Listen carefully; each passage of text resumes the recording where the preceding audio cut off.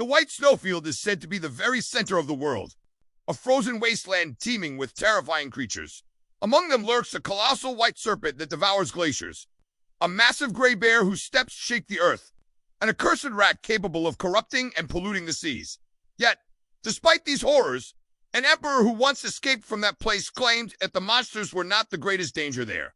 Deep within the snowfield's heart, a man faces off against a ferocious, scorpion-like beast. The battle is fierce but short-lived as he swiftly strikes it down.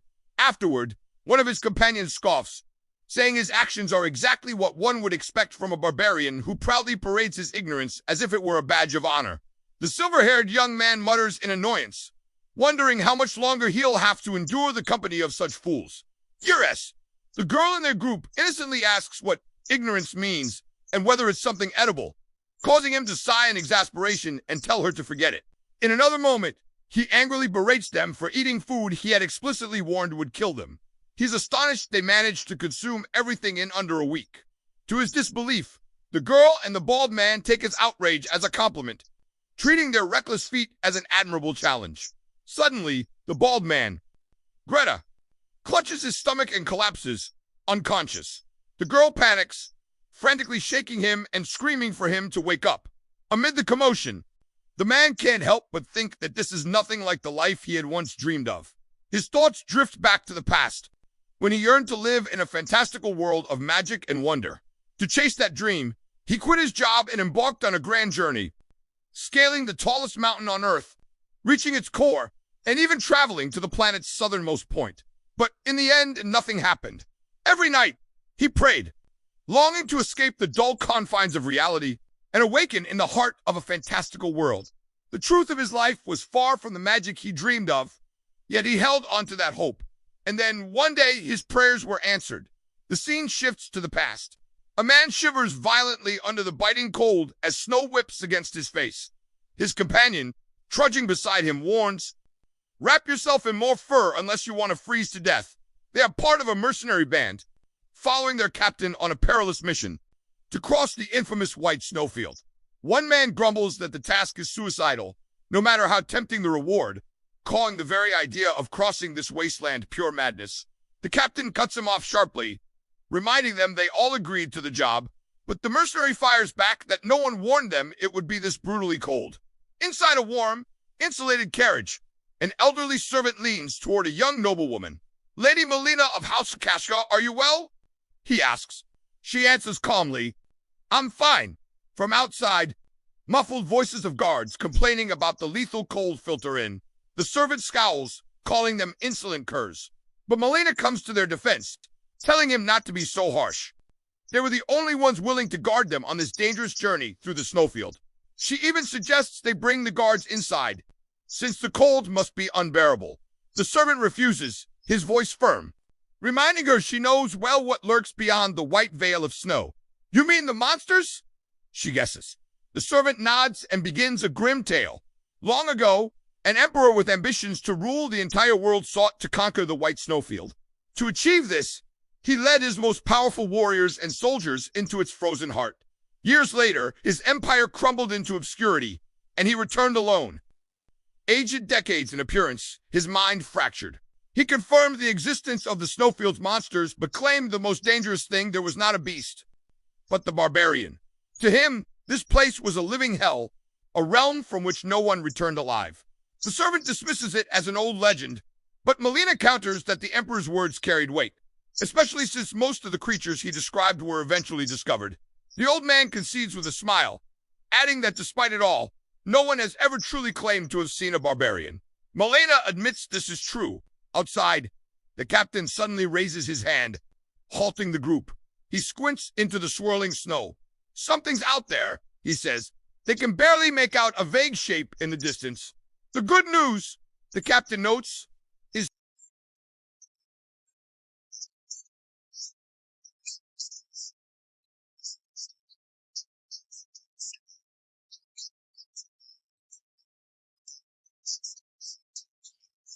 a barbarian. The man strides toward them with casual ease. "Couldn't stand being around the others, so I went for a walk," he says matter-of-factly.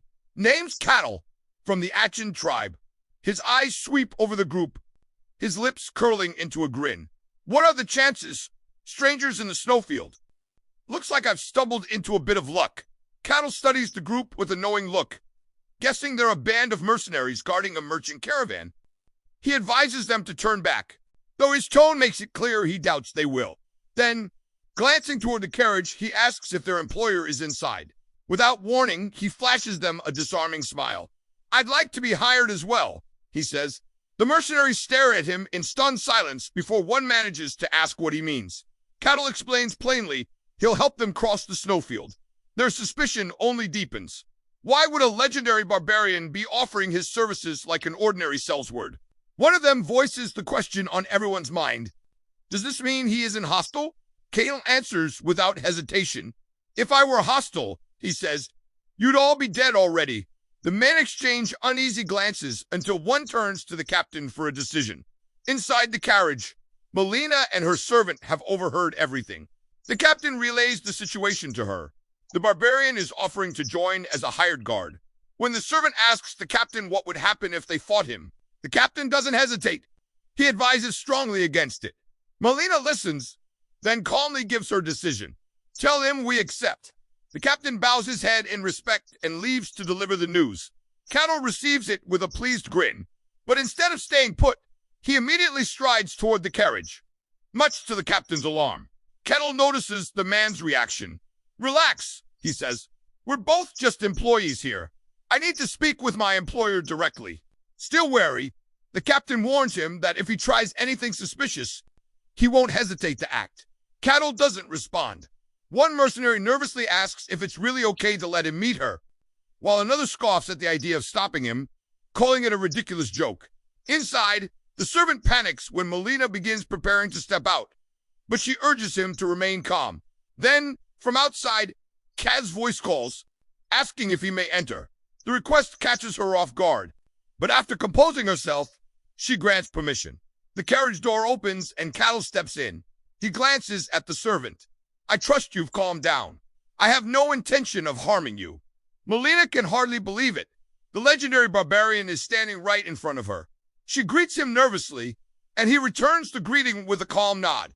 Commenting on the cozy atmosphere, Cattle notes that keeping this level of warmth in a snowfield must be difficult. Melina explains that it's maintained through magic, which earns a satisfied nod from him, as if it's exactly what he expected in this kind of world. Then he gets straight to the point. This place is dangerous, he says. With your current mercenaries, your chances of survival are slim. I'll take over your protection, but I have one condition. Melina asks what he wants.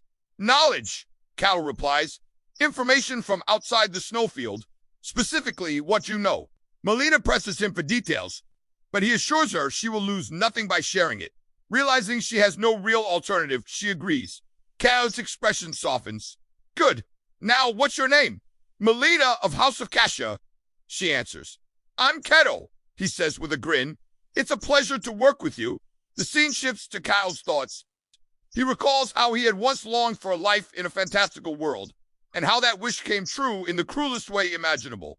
One morning, without warning, he awoke as a barbarian in the heart of the white snowfield. There had been no time to understand why. Only the unending cold, the relentless threat of powerful monsters, and the burden of leading a tribe.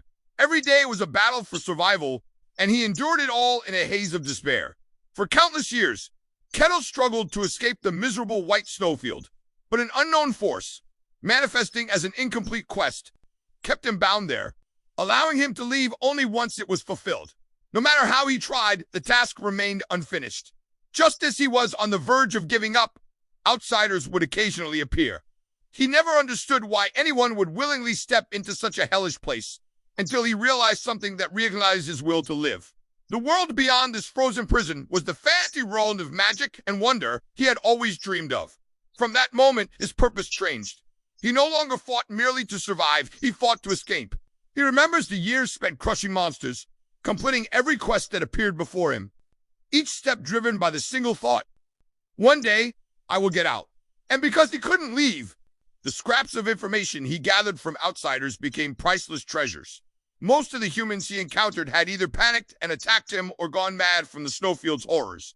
It had been so long since he'd spoken to a civilized person that talking to Melina now felt soothing, a relief from the constant company of uncultured barbarians. The scene shifts back to the present.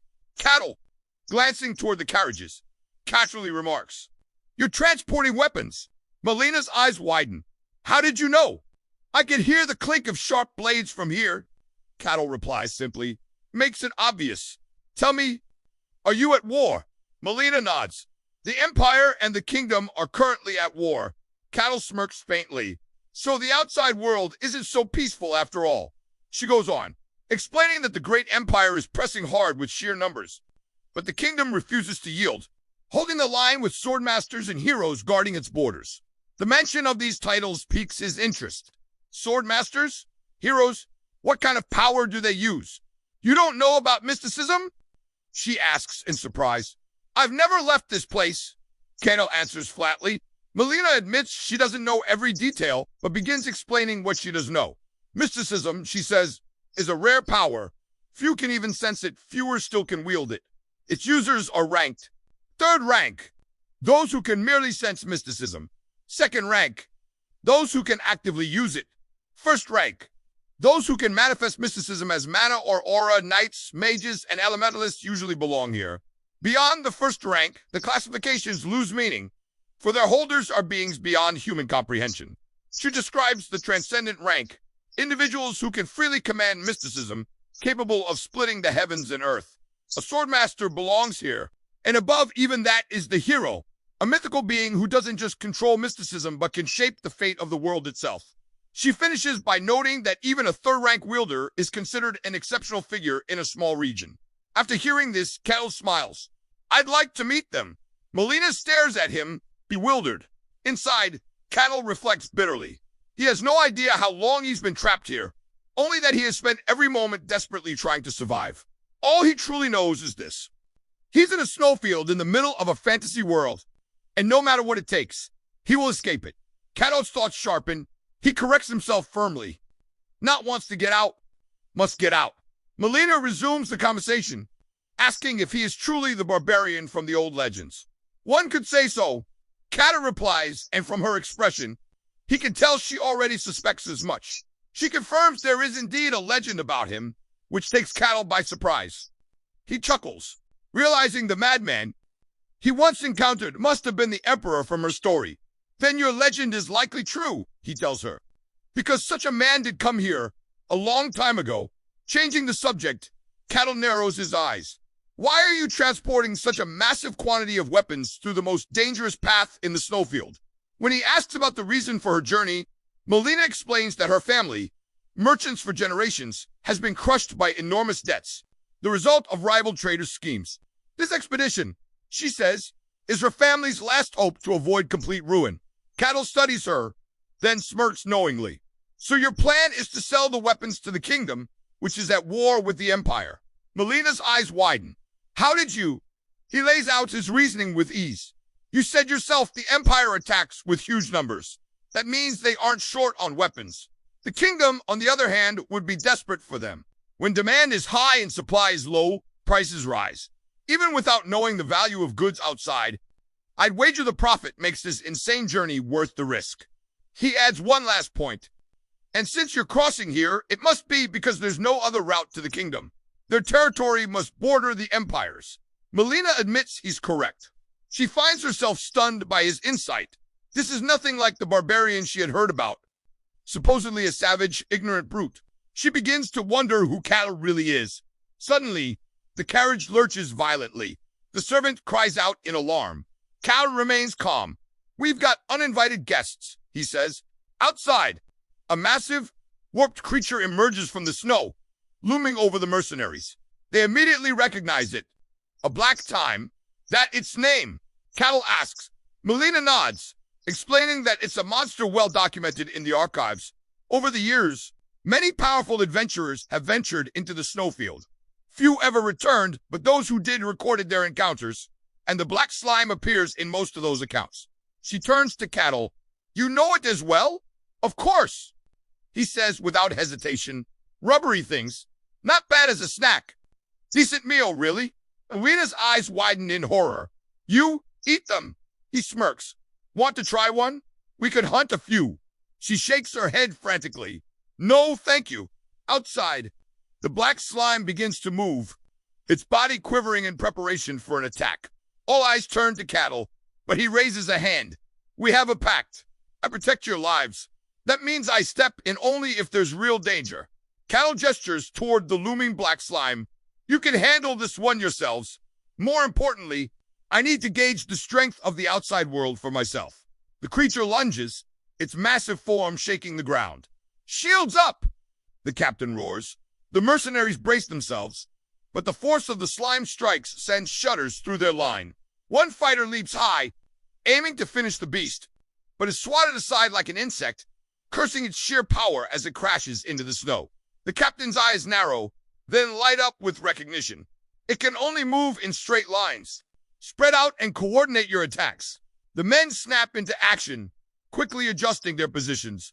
They weave around the monster's predictable charges, slipping past its lunges and striking together in unison. Steel flashes, biting deep into the slime's rubbery mass, and the creature lets out a hideous screech. Don't stop! Keep stabbing! The captain shouts over the chaos, but their relentless blows aren't enough. Normal attacks barely slow it down. Aim for the nucleus. It's somewhere inside, the captain orders. His own blade begins to glow, heat radiating off its edge. With a fierce cry, he drives it downward, slicing through the slime's body. A red, pulsating core emerges, and with a single decisive strike, it shatters. The black slime collapses, its body dissolving into a puddle that hisses in the snow. Panting and wide-eyed, the mercenaries cheer in disbelief. We actually killed it! Their celebration is cut short by a thunderous growl. From the swirling snow steps a massive white wolf, its fur bristling, fangs bared. Aim for the neck! A mercenary shouts, and the battle begins anew.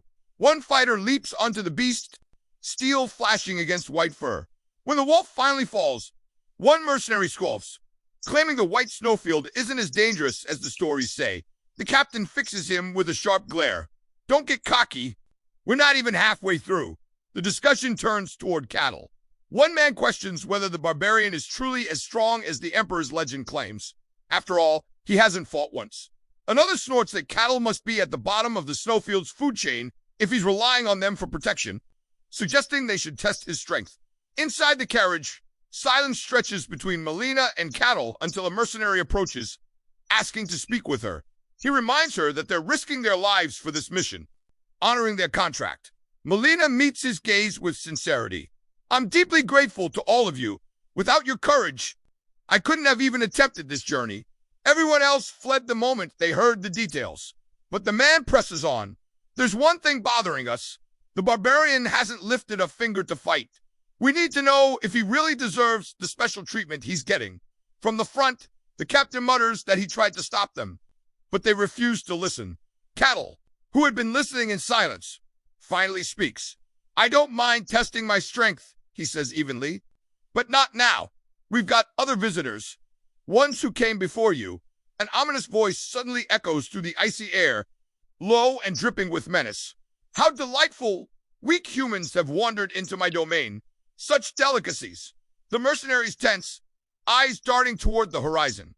Then it appears, a colossal, ghostly white serpent, its body coiling through the snow like a living nightmare. Scream, suffer. Your pain will only make the flavor richer. The sheer pressure radiating from the creature makes Melina and the mercenaries cry out in agony. Cattle steps forward, his voice cutting through the howling wind. That's enough. These are my guests. Leave. The serpent's head tilts, its cold gaze locking on him. Why are you here, barbarian? You know the rules. Your tribe's territory is off limits. That's none of your business, Cattle replies flatly. The serpent's eyes narrow in rage. How ridiculous. I am the immortal serpent, promised eternity itself, and you dare to give me orders. Cattle smirks. Then it looks like you need to be disciplined. In an instant, he launches forward. The collision between man and monster explodes in a blinding shockwave that tears through the snowfield. The blast rattles the carriage, and Melina screams from the force. When the haze clears, Cattle stands over the battered serpent. Some types only listen after a good beating, he mutters. Melina stares in awe as he raises his weapon again. Don't worry, he tells her. I'll finish it quickly. A final, devastating strike follows. Blinding light consumes the serpent's massive body until it vanishes entirely, leaving nothing but steaming snow in its place. The mercenaries who had doubted him moments before now fall to their knees, begging for forgiveness. Cattle simply waves them off. It's fine. Trusting a stranger isn't easy. He then turns to Melina, his eyes narrowing slightly. I have a question. From your clothes and speech, you're clearly more than just a simple family representative. Why take on this journey yourself? Melina hesitates, then speaks. She is the first daughter of Velika, the concubine of Lord Kasakasker. Her mother, brought in through a political marriage, was used and abandoned, a powerless woman trapped in a miserable existence. Though technically part of the family, both she and her mother are treated as little more than servants. She admits she volunteered for the dangerous mission. Someone had to set an example. Cattle nods slowly. I see. You're smart, greedy, and ambitious. Suddenly, the endless white gives way to a breathtaking sight. Lush green grass. They've reached the exit of the snowfield. The mercenaries stop in awe, taking in the vivid contrast to the frozen wasteland behind them. Melina turns to Cattle with gratitude. Thank you, he shrugs. You can return through the Empire once the weapons are sold. That route will be much easier. But Melina's curiosity lingers. Earlier, when you called me smart and ambitious, what did you mean by that? Kettle smirks. Exactly what I said. Then he leans in slightly, explaining. Your family, once highly respected, is now in turmoil because of its lack of funds. Cattle studies her closely. Even as the daughter of a concubine, if you personally take action and carve out a path to save the family when it's on the brink of collapse, tell me, who will the people trust and follow? He lets the question hang for a moment before delivering his conclusion. Your true goal is to seize real power within your family, isn't it? Melina meets his gaze and admits softly, your answer is perfect. Cattle smirks. It's a common tale. A concubine's child taking on a perilous challenge to claim the right of inheritance. Inwardly, Melina marvels at him. This barbarian was nothing like the shallow, half-baked intellectual she had met before. He had sharp insight and overwhelming strength. She couldn't help but imagine what it would mean if such power that defeated the white serpent without a scratch, were hers. With that thought, she makes him an offer. If you ever think of leaving the snowfield, come with me. Cattle shakes his head. Not yet. I still have matters to handle here. Melina doesn't press further. Instead, she removes a small piece of jewelry and holds it out to him. If you ever get out, seek the Akasha family. Show them this, and they'll know who you are. Kettle accepts it with a grin. I'll remember that. They exchange farewells. Melina thanking him and praying they will meet again before her carriage rolls away into the distance. 5 years later, in the white snowfield, glowing text appears before Cattle. Quest number 1784 completed. All conditions met. Another message follows. You may now leave the snowfield. At last, he steps toward a shimmering barrier. Crossing it, he inhales deeply. The scent of grass, animals, and running water filling his lungs for the first time in years. A smile spreads across his face. He turns back toward the endless snow, shouting into the distance, I'll never return to that hell. This was it, his first real step into the fantasy world he had dreamed of for so long. The starting point had been a nightmare, but he had survived. Now, with dragons, elves, magic, and swords awaiting him, he vowed to enjoy every moment of this new life. He knew it was his burning desire to reach this world that had kept him alive all these years. His thoughts are interrupted by the sound of voices ahead. A gathering of people. His heart leaps. It must be a village. A real civilized settlement. After years among ignorant barbarians who cared nothing for shelter, the thought of a proper, well-designed human town fills him with nostalgic warmth. As he wonders how to introduce himself politely, he hears a voice carry over the air. To all dear elf villagers, this place will be our new home. Cattle pauses, watching a group of elves unload their belongings, smiling and celebrating. A young elf turns to an elder, worry in his voice. Are we truly safe here? The elder nods. We are, even though this place is remote and humans can't reach it. I understand your concern about the snowfield. The young elf's expression tightens. It's too close. What if monsters appear? The elder smiles reassuringly. Nothing has come out of the snowfield for thousands of years, and as a precaution, we've raised a barrier. Ancient elven concealment magic will make this place look like an ordinary forest to outsiders. As long as the barrier holds, no one will ever find us. The elder adds confidently, and even if monsters came, we have Her Majesty the Queen, whom even the beasts of the snowfield dare not touch.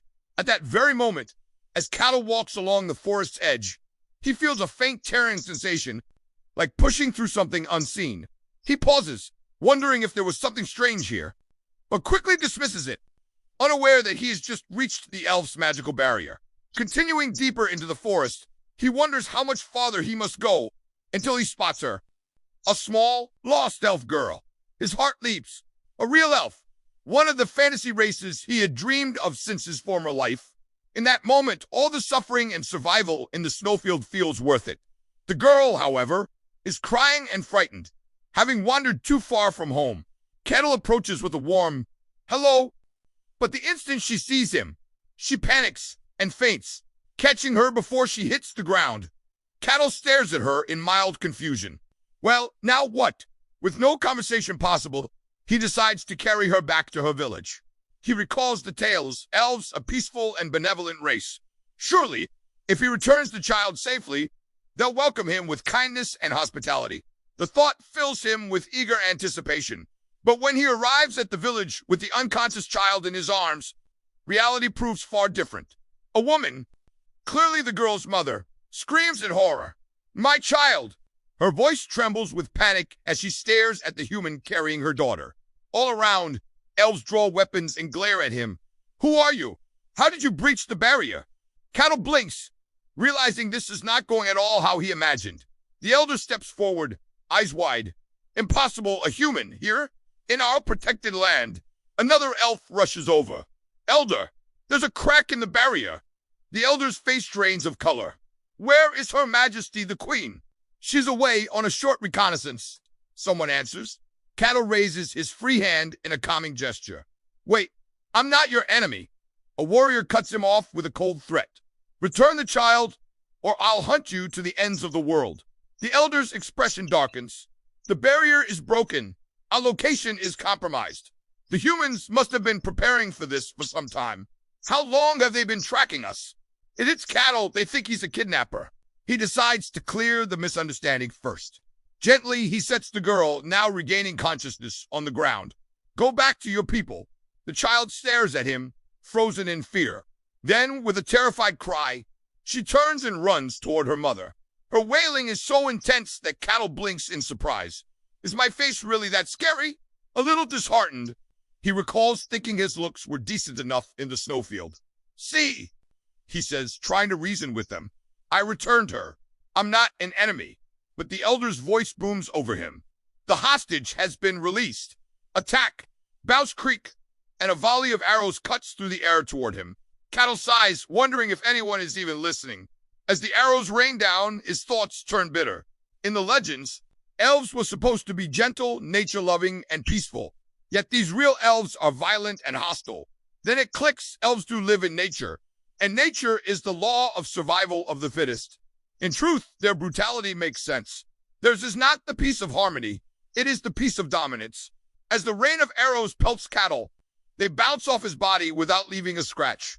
He doesn't even flinch. Calmly, he accepts it. This is reality. The elves are not the gentle, peace-loving race of legend. The surrounding elves freeze in shock. The elder stares wide-eyed. What kind of magical tool is he using?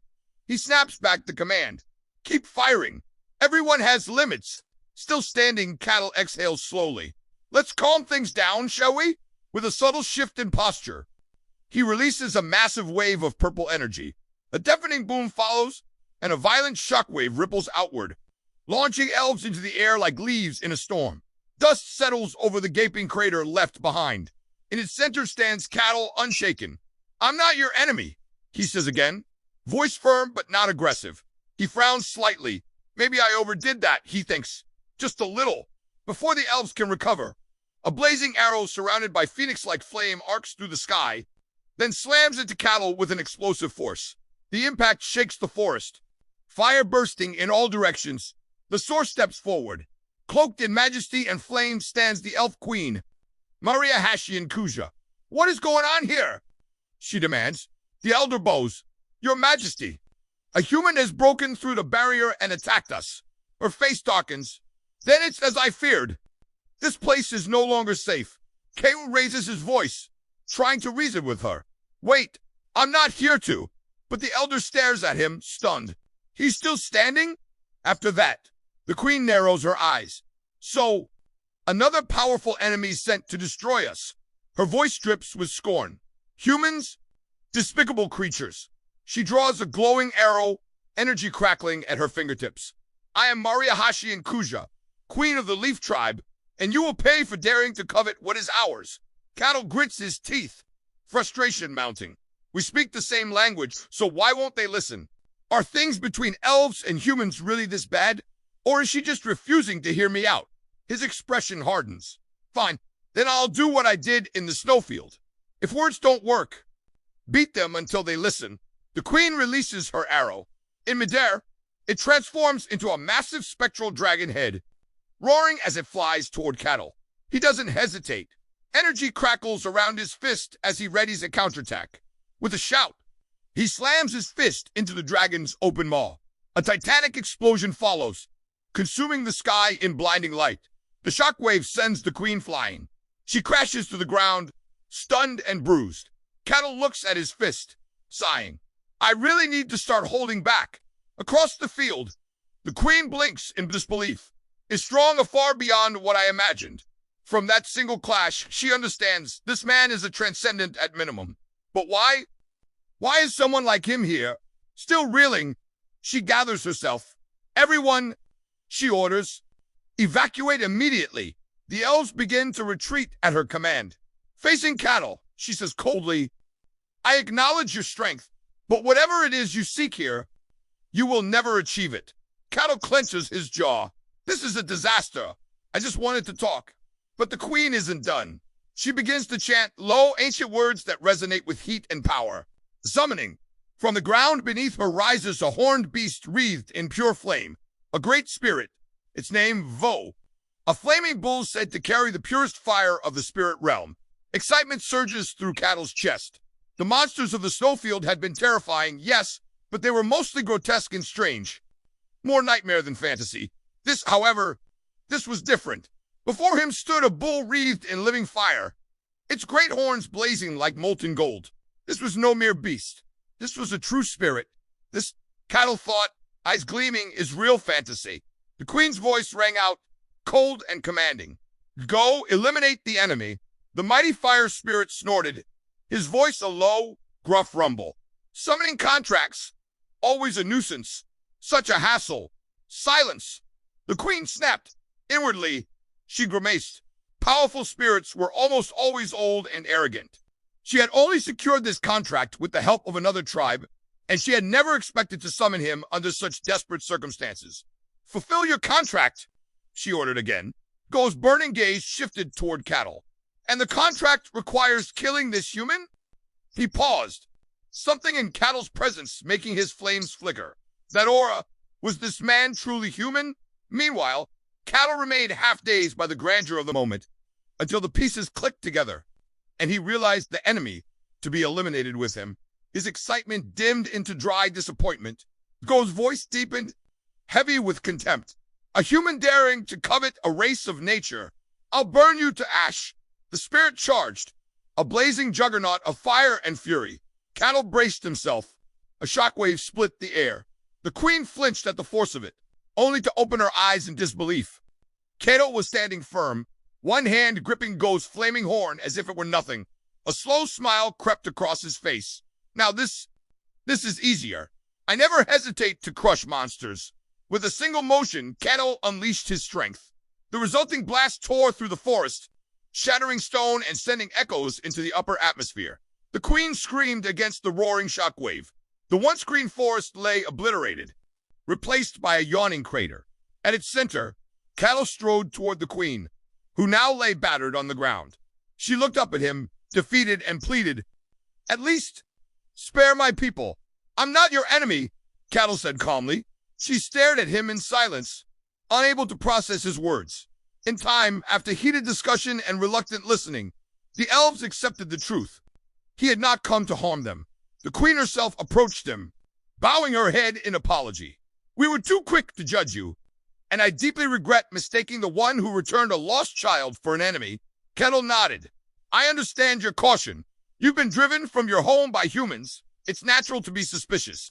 Still, I admit it stung that no one would hear me out.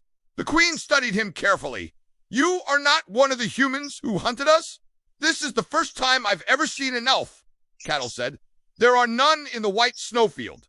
At the mention of that cursed place, the queen's eyes widened. The white snowfield? Then you're the ashen barbarian, Cattle smirked. That's the name strangers give me, yes. She shook her head in disbelief. I thought it was impossible for a human to survive there. The queen's expression shifts, concern clouding her features. If you came from the white snowfield, does that mean others could escape as well? Cattle shakes his head. I can't say for certain, but I doubt it. The snowfield has rules even dragons can't break. For some reason, I was the only one who could leave something about completing a quest. I'm sure my case is a rare exception. Relief softens the queen's gaze. Cattle tilts his head toward her. And your summoned beast? He says bluntly. The bull was split clean in half. The queen allows a faint smile. There's no need to worry. Spirits are beings of nature. They don't die as mortals do. It's simply returned to the spirit world. Her tone turns formal. And I apologize for my rudeness earlier. If you desire something, I will grant you a wish. The word spirit lingers in Cattle's mind. Can non-elves make contracts with one? She hesitates. Normally, it's impossible. But she reconsiders. There are some humans deeply attuned to nature who can form pacts. Cattle's interest sharpens. Then tell me how. After a pause, she answers, you should go to Alodo, the sacred land of the elves, where our god resides. There, you might find a spirit willing to contract with you. And a human like me would be allowed there? With my recommendation, perhaps. But you must keep its location secret. Inwardly, she weighs the risk. Yellow Sagrad, the heart of our people. No elf ever reveals its location to another race. The danger from humans is too great. Yet, despite her reservations, she makes her choice. She produces a glowing crystal, holding it out to him. Take this. Even if you reach the sacred land, our god will test you. But I believe you will pass. May your journey be safe. Cattle accepts the crystal with a nod. Thank you. I am Mariahashi and Kuja, queen of the Leaf Tribe, and you, Cattle, he replies with a small grin. The barbarian. Sometime later, Cattle moves swiftly through the forest, each bound covering great distances. Soon, he reaches the border of the Barkan territory in the kingdom of Jantra. At the gates, guards are startled by a deep, rolling thunder in the distance, followed by an overwhelming surge of power racing toward them. The captain's face hardens. Sound the bell. All guards, assemble. The ground erupts in a shockwave as Cattle lands heavily, dust and debris scattering in every direction. The captain stares, stunned. What in the world? Cattle raises a hand in greeting. You the guards here? The men tighten their grips on their weapons, exchanging wary glances. One of them whispers, is he the source of that noise? Another's eyes widen as he takes in Cattle's gray hair and the scar across his chest. That's the Ashen Barbarian. As Cattle steps forward, they level their weapons. Don't come any closer, or we attack. Calmly, he replies, I'm not your enemy. Let's just talk. One of the guards swallows hard. Then, what do you want from us? Cattle raised his hand and pointed toward the city gate. The nearest guard frowned. What's that supposed to mean? Are you pointing at the entrance? I want to visit your territory, Cattle said plainly. The guard's jaw dropped. You what? Later, in a modest but well-guarded room, the guard captain studied Cattle across the table. So your only purpose is to pass through? If possible, I'd like to stay for a while, Cattle replied. Not sure how long. The captain tapped the table. Name, Cattle. Any proof of identity? Or someone who can vouch for you? Cattle shook his head, then remembered the crest Melina had given him. Her words echoed in his mind. Show it to the Akasha family if you ever get out of the snowfield. Reaching into his belongings, he set the crest on the table. Would this do? The captain's eyes narrowed. It's the crest of the Akasha family, Cattle explained, given to me by a descendant of that lineage. The captain leaned back. Akasha? The merchant family from the kingdom of Denian? He rubbed his chin. I remember hearing about a caravan from that family heading to the snowfield years ago, and that their influence grew fast after a change in leadership. Then the crest is enough to confirm my identity? Cal asked. It doesn't look fake, the captain admitted, but it's not from our kingdom, so I can't confirm it completely. After a moment's thought, he added, Still, it's useful. I'll allow you to enter on one condition. Cattle raised an eyebrow. Which is? We've got 3 others with unconfirmed identities trying to enter. You'll form a team with them and clear a nearby dungeon to prove you're not a threat. Cattle smirked.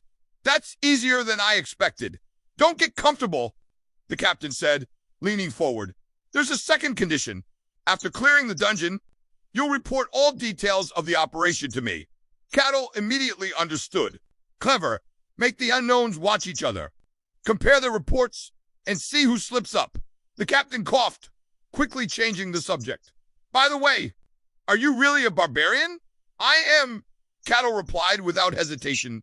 The captain shook his head. I've never seen a barbarian like you. Always thought they were an ignorant race. He stood, ending the meeting. That's all. You leave immediately. Elsewhere, the waiting room, Eliandro Tyrannus, a self-proclaimed holy knight, paced irritably. Why do I have to enter a dungeon with a lowly swindler who preys on others? From his chair, the thief Kassan Hawk shot back with a grin. Oh, still sore because another thief cleaned you out? Is that why you're lashing out at me, old man? Eliandro's eyes flared. How dare a thief insult a holy knight? Kassan looked him over with a mocking smile. Holy knight? In that dented, rusted armor? If you were the real thing, you wouldn't be here at all. Face it, you're just a wandering warrior, same as me. Insects of the same breed. Eliandro slammed a hand on the table. Say that again. Why? You think that scrap metal you're wearing will protect you? Kassan sneered. Before it could escalate further, a soft voice cut through the tension. Enough! The third member, a priestess named He of Kushia, stood between them, eyes filled with worry. We're supposed to work together to clear a dungeon, and you're already fighting. The guard captain stepped into the room. The dungeon requires a minimum of 4 people. You'll have 1 more teammate. The priestess clasped her hands. Please, let the last one be normal. You can judge for yourself, the captain replied. He's here now. The door opened. Kettle stepped inside. All 3 existing team members stared, their expressions a mix of shock and disbelief. Kettle stepped into the room, eyes scanning the 3 people before him. So, you're my team? He asked cheerfully. The 3 reacted with varying shades of shock. Eliandro eyed him warily. He's massive. The priestess tilted her head, a trace of unease in her voice. Is he even human? Kassan's eyes narrowed. He could feel the pressure radiating from this newcomer. Hello, Cattle said with a casual smile. The guard captain cleared his throat. You can introduce yourselves while I step out for a moment. Cattle started. I'm Cattle, barbarian. His gaze shifted to the thief. And you, Kay Kasanya, the thief said reluctantly. Cattle turned to the armored man. And you, Eliandro Tyrannus, the so-called holy knight replied stiffly. You use holy power? Kettle asked, curious. Eliandro looked away. Not exactly. I'm a special kind of holy knight. I can't use it. The priestess stepped forward next. I am a priestess of Kushia, the god of lies and deceit. Cattle blinked. Then why isn't your identity confirmed? You're a priestess. Her eyes dimmed. Because the god I serve is not highly regarded. With introductions done, the guard captain returned. If you're ready, you can set off. The 4 left together in tense silence, the air thick with mutual caution. At the dungeon site, an escorting guard gestured toward a yawning stone entrance. 3 floors deep, the monsters inside are undead. Your task, clear it and retrieve a crest. Cadden looked at Kazan. You explain the plan before we start. Kazan began cautiously. Yes, sir. Cadden grinned. Drop the sir. We're comrades now. Kazan nodded and laid out the strategy. Cattle and the warrior Eliandro will form the front line. I'll search for traps. The priestess will support from the rear with her divine powers. Sounds good, Cattle said. much to Kaizen's quiet surprise. Then let's go, Cattle added enthusiastically, leading them into the dark maw of the dungeon. Inside, the pitch-black corridors stretched endlessly. No traps, no locked gates, just a quiet, unsettling emptiness. Kaizen frowned. Too ordinary. Suddenly, he stopped and signaled for the group to halt. Monster ahead. Cattle squinted into the shadows. I don't see any. Then he pointed to the ground. Bone fragments. Skeletons. Step closer and they'll rise to attack. Kaizen's gut twisted. The captain knew this isn't just a test. It's a way to get rid of troublesome outsiders. Skeletons? Cattle murmured, testing the word. Ileandro spoke gravely. They're strong. Even if you cut off limbs, they keep moving. And being made of bone, their defense is high. This dungeon just got harder. Kaizen took point again. Priestess, ready your divine power. Ileandro, shield up. Cattle, prepare yourself. Aim for the neck. Hit it multiple times if you have to. That's their weak point. Cattle thought to himself, Casey's a good leader. The moment they advanced, a skeleton clawed its way up from the floor, empty sockets glowing faintly. The team tensed, weapons at the ready. The cattle simply raised his hand. Crack! One casual blow shattered the skeleton's skull into splinters. His body crumbled into a pile of bones. Addo brushed the fine magical dust from his palm. Next, Ileandro, Hayes, and Casson are all just absolutely speechless. And Kettle laughs, saying that it's just as Kaizen said, and that it stops moving once you take its head off. Kaizen laughs awkwardly once more, saying that's not what he meant. Skeletons are creatures made of bone, and the skeleton's bones aren't extremely hard in comparison, as they're not like normal bones. Even for a skilled swordsman, it's pretty difficult for them to cut through it in a single strike, and it's nearly impossible without aura. Furthermore, this skeleton was strengthened by the dungeon's mana. The only way to defeat a skeleton is by repeatedly attacking its neck to sever the vertebrae. To go beyond simply severing the neck bones and instead pulverize it, by all accounts, would be impossible. He knew that Kettle was strong, but he never thought he'd be this strong, wondering if he's really a human. The entire thing is just a pile of dust now, and they're all still staring at him in disbelief. Kettle then turns, saying that they should keep going. They all say right away and start running towards him, and he says there's no need to rush. Casey says yes and gives him a salute, and both Hayes and Alessandro just don't want to die. As they keep walking forward, Kettle notices something as he sees a skeleton's head on the floor. Casey asks why he's stopping, and we see tons of skeletons starting to form up from the ground. Hayes yells, and Casey and Alessandro ready themselves for a brawl. But Kettle says he has a favor to ask. They all wonder what it is, and he says he wants to handle the skeletons by himself, as there's something he wants to test out. They tell him to do as he pleases, and Hayes agrees. Kettle thanks them as he slowly walks forward towards one of the skeletons, picking up a sword. They wonder what he's planning to do, and Kettle says this is fascinating, wondering how the skeleton put itself together. It leaps towards him with its sword reared back and swings, and Kettle catches it in between his fingers and snaps the blade, asking what it's going to do about this. The skeleton then pulls its half-sword back, readying another attack, and leaps off the wall, going straight towards Kettle.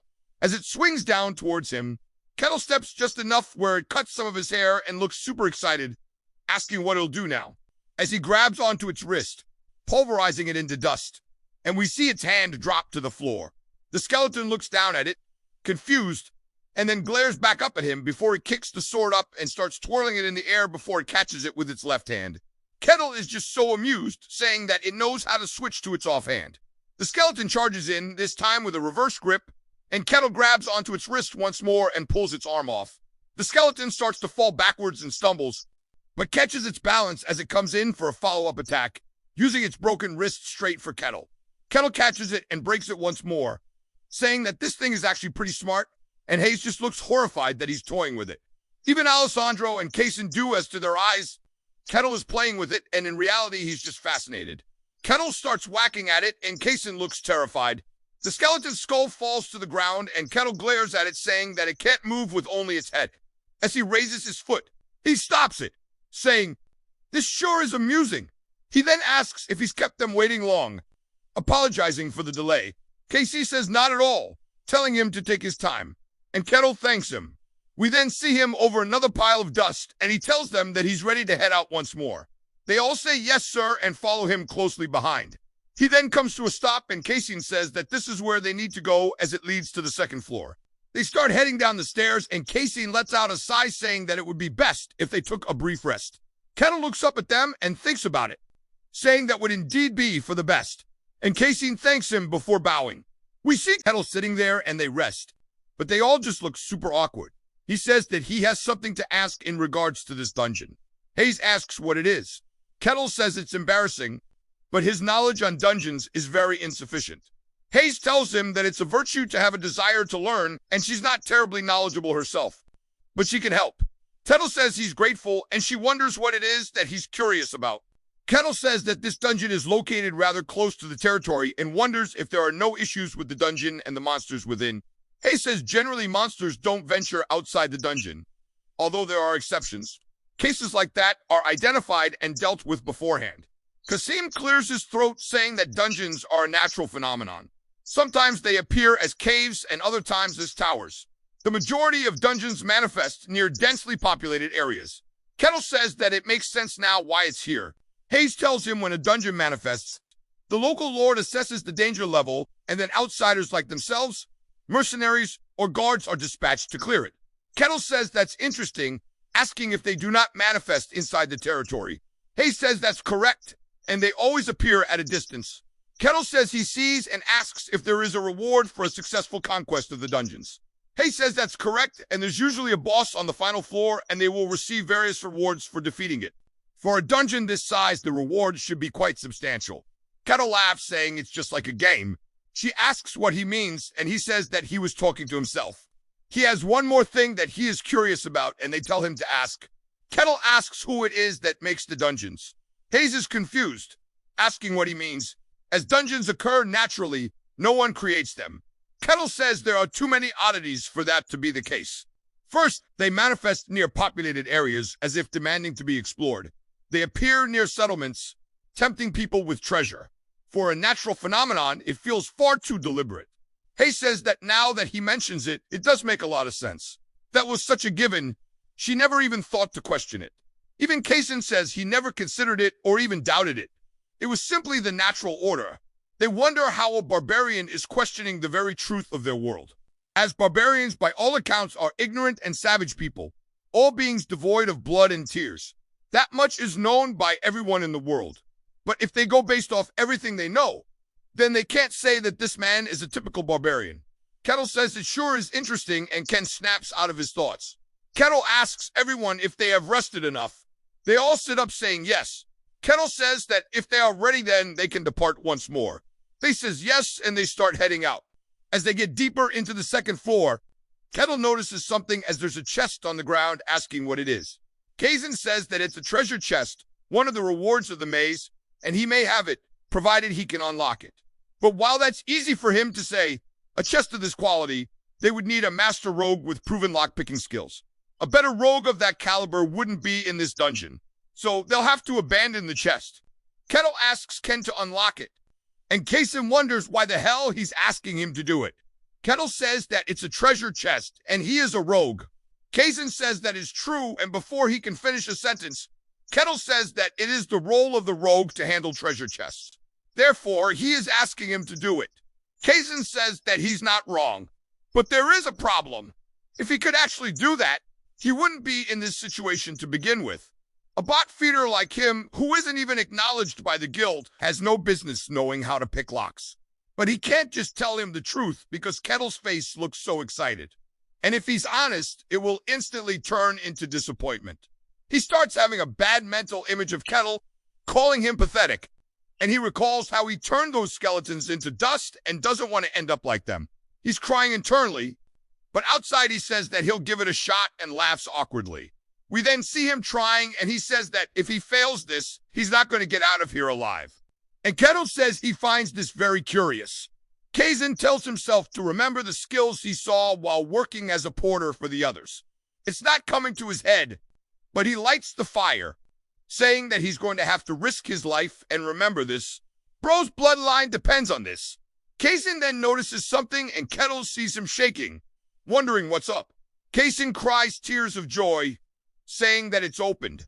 I actually like this guy. Hayes as well is excited, saying that she heard that only skilled thieves can unlock treasure chests. But to see it, He's truly amazing. Kettle says that's very impressive. And Casey says that it definitely seemed impossible, wondering how it happened. He says that he's always prided himself on doing his best to live. But at this moment, for the first time in his life, he began to question his best, wondering if he was really living his best life in the past. Kettle asks how much value the stuff inside has. Hayes says that with this much, a regular family could live comfortably for about a month, and they could live quite luxuriously. Kettle laughs, asking if that's really the case, telling Kaysen to take care of the rewards. Kaysen says, yes, sir. He grabs a chalice out of the chest and looks down at it, completely enamored. Kettle calls out to him, causing him to freak out and scream. Kettle asks if he needs help, and Kaysen doesn't say anything. So it makes Kettle wonder if he's hurt. But Kaysen says that he didn't do anything, leaving the three of them confused. Sometime later, as they're walking through the dungeon, we see Ken carrying a sack full of goodies. Kettle tells everybody to stop as there are skeletons and they're looking at them up ahead. From the bones, there are 4. Kettle says he'll handle 3 of them. They all realize what this means, and he says that he'll leave the last one to them. Casey says this is going to be a real battle, and Alejandro and Hayes are ready as well. Kettle walks forward, and as the skeletons start to wake up, Casey says that whenever he sees it, the sight of bones being assembled gives him chills. As they're now starting to stand up, we see all 4 of them, and Kettle tells everybody to get ready. We see a golden aura enveloping all 3 of them from Hayes' buff. Kettle tells them to start the fight, and Cosmo charges in. He swings at one of them, cutting its neck, but it wasn't enough. And then when the other skeletons go to surround him, Kettle grabs onto them, pulling 3 of them away like he said he would, saying that this is a rare spectacle and they shouldn't interrupt and he'll let them all handle it. The skeleton raises its sword, swaying down, at which Alejandro blocks, as it's busy grinding against his shield. Kaysen leaps off the wall, coming in for an attack from behind and swings towards its back. Hayes takes this chance while it's distracted and uses a spell called the Shadow of Confusion, giving Alessandro a big buff as he's glowing very golden. He dashes forward, slicing through the skeleton's neck with his attack. The skeleton drops to its knees, but we see that its neck was only fractured. It then starts laughing, realizing it lived. And Kettle as well begins laughing as we see he's already dealt with the other 3 skeletons, saying that it's really impressive to see a party's core skills in action firsthand and that it's quite rare. He then crushes one of the skulls in his hand, saying that with the obstacles cleared, he wants to enjoy the show. Kaysen goes in for a follow-up, and they all realize now that Kettle is doing this as a test for the 3 of them. The poor skeleton looks scared and a little confused as to why they're all looming over him, because the 3 of them realize if they show weakness, they'll die. At least they think Kettle will kill them for some reason. They all start whacking the shit out of it, and we see its skull on the ground. Alessandro falls to his knees, but so do the other 2 as they seem exhausted. Kettle says there's no doubt the ones that came with Mina must have been strong after all. They get to the 3rd floor, and there are even more skeletons. The number has increased, but with Kettle leading the front, they were able to proceed without difficulty. And finally, as everybody looks extremely locked in, they have made it to the deepest part of the dungeon. Now, they stand before a skeleton and a throne, and we learn that it's called a skeleton knight. Hay says there's no way there's something like this here, and Kettle asks if it's different from the others they faced. They tell him that it's strong. Hay says that a skeleton knight is a skeleton wielding a long sword and a shield unless it's a knight-level fighter. They had no chance of winning, and this is a monster they can't handle. Kettle asks what happens if they can't clear this and decide to retreat. Hay says in that case, a confirmation will be requested from the territory, and if it's a reasonable decision, it'll be processed without an issue. Kettle smiles, and Hayes is confused on why he's walking forward. Kettle says that beating it is a reasonable decision as the skeleton knight begins to awaken. The skeleton knight is now standing up, and Kettle says that a skeleton that maintains its form is very interesting. It then lowers down into its stance, and Hayes realizes this, telling them to watch out as she puts up a barrier blocking its very wide-range attack. Her barrier begins to crack, and her face looks visibly strained as we see it shatter through her barrier. Alessandro then holds his shield up, blocking the attack for all of them, and it causes him to fall to the floor. Kettle seems curious and Alessandro asks if it really had that much power in a single blow and that this thing is way too strong for them. It starts glaring at Kettle and charging straight towards him. As it gets closer and closer to Kettle, he hits it in the chest with a single blow, absolutely deleting its torso and turning it into dust as well as it falls to the ground. Again, all three of them are just sitting there in disbelief, and Kettle wipes the dust off his hands, asking if that's really all it was. We see all three of them are a little tense. Kettle then spots a chest calling out to Kaysen, who wonders what he wants. Kettle asks if he can unlock it, and Kaysen says that's impossible. It is a high lock on it, and he doesn't have the skill to open it.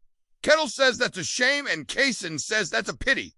They'll need to leave it before he can finish his sentence, though. Kettle's already walked up, punching the chest.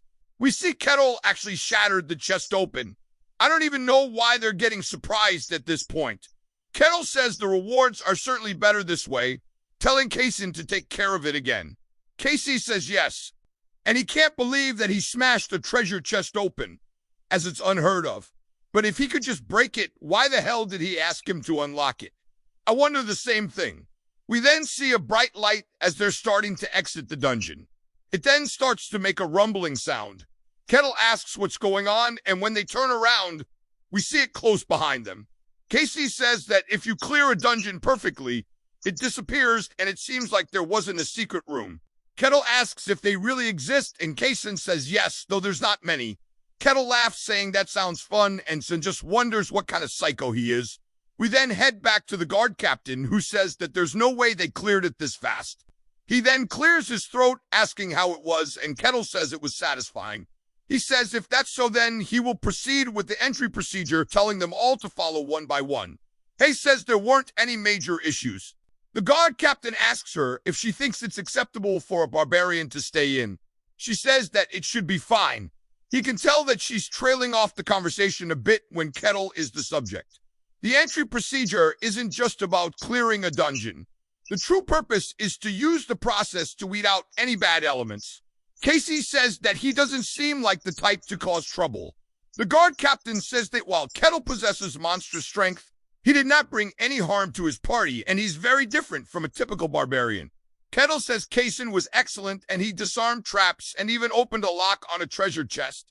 Alessandro was also a reliable warrior on the front line. The same goes for Hayes. Her prayers were a great aid in their battle.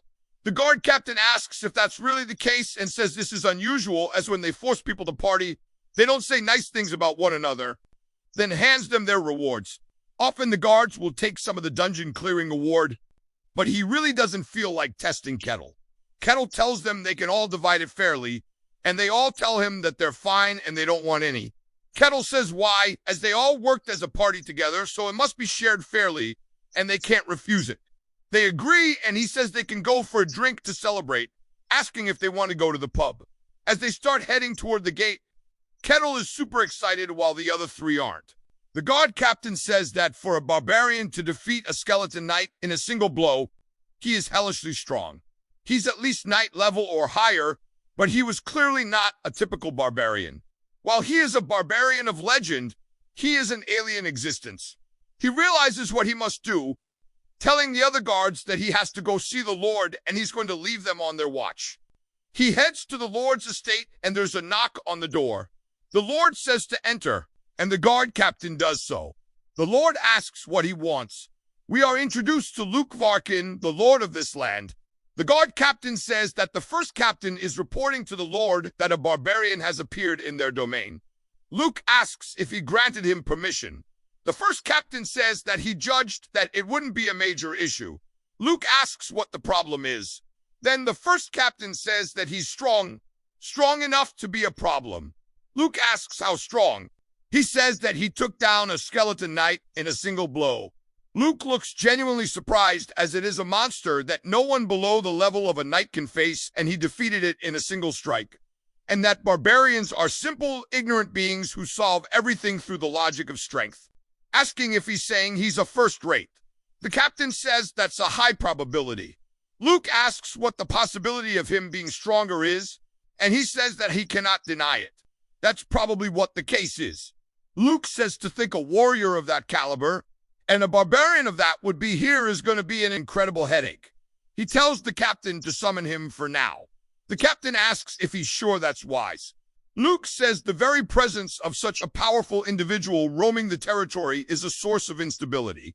It would put his mind at ease to see him with his own eyes. The captain warns him that it could be dangerous, and Luke says that fear not, as he is his knight here beside him. The captain looks genuinely surprised that he didn't even notice him, and Luke asks what his thoughts are. His knight says that he may possess some power, but he's just a barbarian, an ignorant brute with no intelligence. Before his swordsmanship taught directly by the great swordmaster, he will be nothing. Luke nods his head, telling the captain to summon the barbarian, as he will speak with him himself.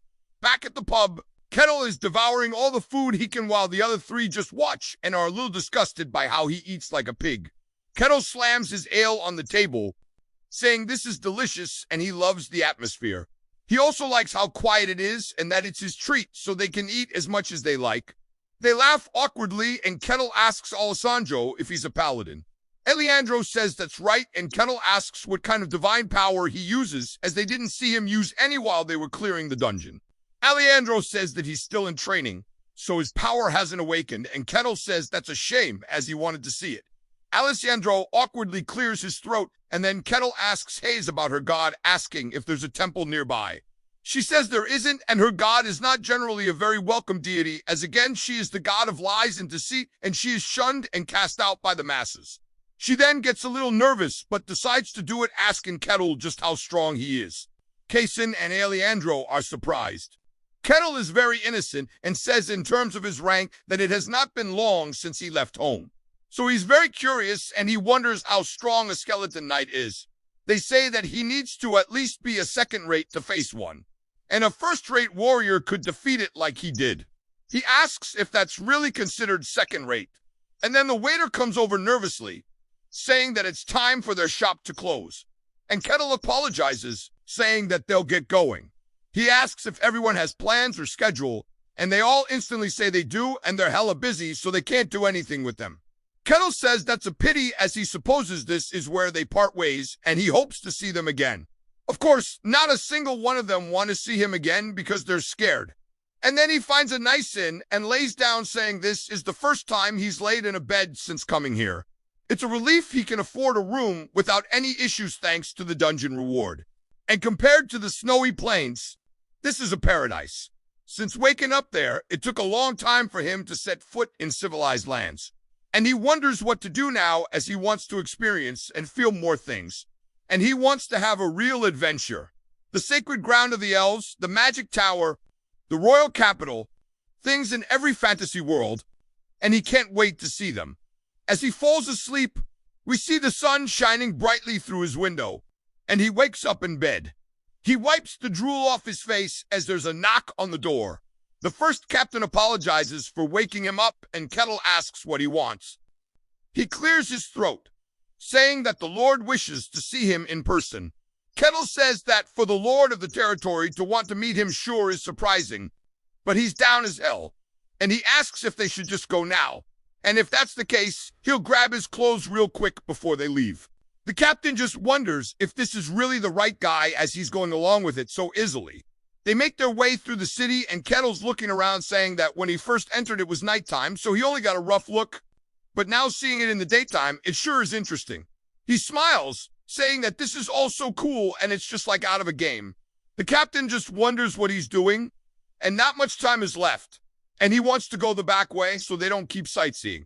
They finally make it there, and the captain says he brought the barbarian. Luke tells them to enter, and the door opens, and Luke stretches his hand out, saying he's pleased to meet him, introducing himself as the Lord of the territory to Kettle. Kettle says it's good to meet him, calling him by his title, and he tells him that he is the barbarian Kettle, and he even does a respectful greeting. Luke is just surprised that the barbarian is bowing his head, which is odd because barbarians never bow their heads. To them, strength is everything, but he guesses that living long enough lets you see it all. He says that it seems he has learned some manners, telling him to have a seat. Kettle does so opposite of him. Then he looks around the room and is absolutely impressed, saying that being inside of a lord's castle is sick and that he's always loved castles. Then he spots the knight guarding the Lord. He says he used to play night games a lot as a kid, and he never thought he'd see a real one, and it's just like he imagined. His eyes are full of curiosity. The knight glances over and feels killing intent instead of curiosity and says this is unmistakable. For him to reveal such bloodlust in the Lord's presence, he's going to have to deal with him. He calls him foolish, saying that he will not leave here alive. Luke tells him the reason he called him is simple, and there are a few things that he just wants to verify, and he'll let him go. Kettle tells him to go for it, asking what he wants to know. Luke asks where he came from, and Kettle says that's quite an important question to them. He comes from the coldest place in this world, from a world covered in white. They realize that he's talking about the white snowfield and are both surprised as they realize he's the barbarian of legend and that he is really standing before them. Luke says that his words are a little hard to believe, and Kettle says it was a miserable place. Whether they believe it or not is their choice. Luke then says he wants to rephrase the question, asking him how strong he is, as what matters is how dangerous Kettle's power is. Kettle says that's the wrong question, as he does not know the level of strength in this land. Luke says he sees and glances up towards his knight, who understands what he wants. Luke asks if he would like to have a spar with his knight, and he'll reward him well for it. Kettle asks what would entail in the spar, and Luke says it's not a fight to the death, and he trusts he'll keep it within reason. Kettle laughs, saying that sounds good to him. Luke is surprised by his laughter, but to Kettle, for him to spar with a knight is going to be super cool. It's not just any knight. It's a fantasy world where knights wield mystical power and aura. It's a chance for him to see and feel such a figure's techniques up close, and he's so excited for it. Luke anxiously tightens the grip on his armrest, saying that a barbarian is a barbarian in the end of the day. No matter how polite they act, they can't hide their savage love of battle. They're just terrified or they're just freaked out by his laughter. They then head out to the Colosseum, and Luke is watching up above. As the knight and Kettle have their WWE stare down, Luke says that hopefully no blood is shed. The bell is rung, and the knight tells him to consider it an honor to witness his swordsmanship. Kettle says that he's super excited, and the knight is just angry that he's so relaxed, saying that he's going to show him just how overwhelming the difference in strength is as he charges in, enveloping himself in a green aura. He asks Kettle what he's going to do. As he starts to raise his sword, we see it projecting 3 blades out as he's thrusting straight towards Kettle's head. Kettle asks why the hell there are 3 blades. Kettle wonders if it's an illusion, but then dodges all 3, saying that it's definitely not, and that all of the swords are real, and he wonders if this is what he calls his swordsmanship. The knight says that it's just as he thought. It seems like this is the best he can do, which is dodging his attacks. He supposes that's impressive in its own right, but he's seen enough. As he comes in with his attacks once more, Kettle raises his hand slowly before flicking his finger, breaking the knight's blade. The knight asks what the hell this is. As Kettle puts his hand on his chest, he then slowly clenches his fist, wrinkling his armor entirely, and then throws him, breaking his chest plate, causing him to spit up blood. Luke is surprised as his knight's hands hit the ground. We see that he actually shattered the wall that he landed into and even destroyed the ground from sliding. Bro's ass might be raw now. Luke says for him to defeat a top-tier knight in a single strike. He wonders what the hell kind of power he is dealing with. Kettle then turns, asking if this is it. Luke, though, is just uncertain of what to say and starts freaking out internally. He clears his throat and is saying yes. For him to do this in a single strike, he is at least superhuman, but that's just the minimum. There's no telling the true depths of his power, and he could very well disrupt the balance of the world. In that case, he should report this to one of the few in this vast world who will hold the title of Swordmaster. He says that the Swordmaster should be arriving soon, and he wonders if this will placate his interest. I forgot to mention the Lord's back in his room, by the way, and we hear the Swordmaster ask if he's talking about him. Luke turns, seeing his window open and an old man in his room. Luke sighs, saying that his hobbies are as distasteful as ever. The Swordmaster says that he's got to have a little fun somehow and asks if he's going to tell him about this matter that's supposed to interest him. This is the Swordmaster named Kane. Luke raises himself out of his chair, saying that it's an honor to have him visit on such short notice. He greets him, calling him Lord Kane. Kane stares at him as Luke is still bowing. His knight then starts to wake up in the infirmary. We see even his shirt got ripped. The door opens and Luke asks if he's feeling well. The knight says that he'll be fine in a few days and apologizes. Kane says that it is he who should be apologizing as his foolish student was defeated by some no-name barbarian. Kane then looks at his wound, realizing that there's not even a scratch, saying that there's not any damage on him. He saw that the armor was shattered to pieces, and judging by the state of the armor, he wouldn't have been surprised if his student was dead. And yet, besides some torn clothes, his body is completely unharmed. He wonders if the barbarian was showing him mercy. Realizing this, he says that he's not just some mindless barbarian. He's someone who can control his power with great precision. Kane says that so far he exceeds a knight's level so far that he can afford to show mercy. So he must be at least superhuman. Luke and the knight are both surprised by this, and Luke clears his throat, asking if this is rude of him, but asks how he is compared to Kane. Kane says that he may be quite strong, but in the end, he is still a sword master. Even if he can wield superhuman strength, he won't be a match for him. Luke laughs, saying that's right. But then Kane says that it doesn't seem like he used aura, and for him to command such power without one, that's impossible through normal means. And he wonders if this is just the power of a barbarian from the White Wasteland.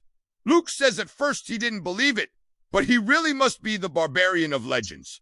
Kane thinks about it and the story about how there is a legendary human said to exist in the White Wasteland. Or perhaps it would be better to call him something different entirely, as he may be a monster in human form. Kane says that there's no way though, and Luke asks what he means. Kane says that if he were something else, he wouldn't have bothered showing mercy to a human, and he must be mistaken. And he wonders why someone from the White Wasteland would appear now of all times. Luke asks if there's something wrong, and Kane says it's nothing. It's a matter for another time. The Emperor honestly makes some very peculiar requests. Kane says that he doesn't need to worry about it, and Luke says he sees. Kane then asks if the barbarian is still here, and Luke tells him that he said he would be staying, so he assumes so. Kane then turns and says he's going to have to go meet him himself. Captain asks Kettle what his plan is now, and he says that he's not sure. We learn that the Lord has already given him his reward for the duel and says that he won't interfere in what he does in this territory. Kettle says that he doesn't have anything specific planned, but it would be good if he had an official status, as he thinks entering dungeons every time he goes to a new territory would become a problem. The captain says if that's the case, one way is to have someone of high status act as his sponsor and vouch for his identity. Or the other thing, Kettle asks what the other option is, and he tells him to become a mercenary. If he builds a track record as a mercenary and earns the guild's recognition, his status can be officially acknowledged. But unless a mercenary reaches a certain status, they're basically just errand boys. I think that's the captain when he was a mercenary. He says that with his strength, the sponsor would be the easier route. But Kettle is just surprised there's a way like that. As a mercenary is someone who accepts requests to hunt monsters. It's the ultimate fantasy dream. And in that case, he'd ask where he has to go to become one. The captain tells him that there's a guild hall, and Kettle says he would appreciate it if he could show him the way. The knight captain is just curious as to why he wants to be a mercenary and says, sure, mercenaries are those who roam the world taking on requests. Some people see romance in their lives, but in reality, mercenaries without status belong to the very bottom of society. Even mercenaries of some scale often die trying to clear unidentified dungeons, and they're merely fodder for all kinds of dirty work. That's why the lower tier of mercenary society is filthy, disgraceful, and noisy. As inside the mercenary guild hall, we see somebody get smacked in the face as he falls to the floor. He gets back up asking the other dude if he wants a scrap, and the dude tells him to bring it on. The other people are just watching, and they start making bets, and there's a woman at the receptionist just sighing as it's still happening. Her coworker calls out to her asking how the new recruits are today, and we learn that the girl's name is Rosa, and she says that it's terrible, and they're all just weirdos. One's some lunatic claiming to be a paladin. The others are rogue, and the nun looks all right. But because of who she serves, no one trusts her either, and she just seems defeated. Her coworker says that's disappointing. And Rosa says that there's not a single decent person coming through, and that these muscle-headed mercs keep picking fights all day, and if only a cool, handsome prince on a white horse would appear and rescue her from this desk job. The door then opens, and she gets hopeful and looks up spotting Kettle, and he asks if this is the guild hall. The guy stops fighting, and everybody looks over asking if a barbarian really just entered the mercenary guild. Kettle is just excited to be there. He says that he's come to become a mercenary, and Rosa asks why he wants to become one, and she's very scared. He says there are several reasons, but he heard that working as a mercenary can get his status recognized. She says that's true, but in order for a mercenary to have their status recognized, he'll need to build up a lot of accomplishments, asking if he's okay with that. He says he is, and she says that she'll register him as a mercenary for 5 copper coins, asking for his name and age. Kettle tells her his name, but says that he's not sure for his age.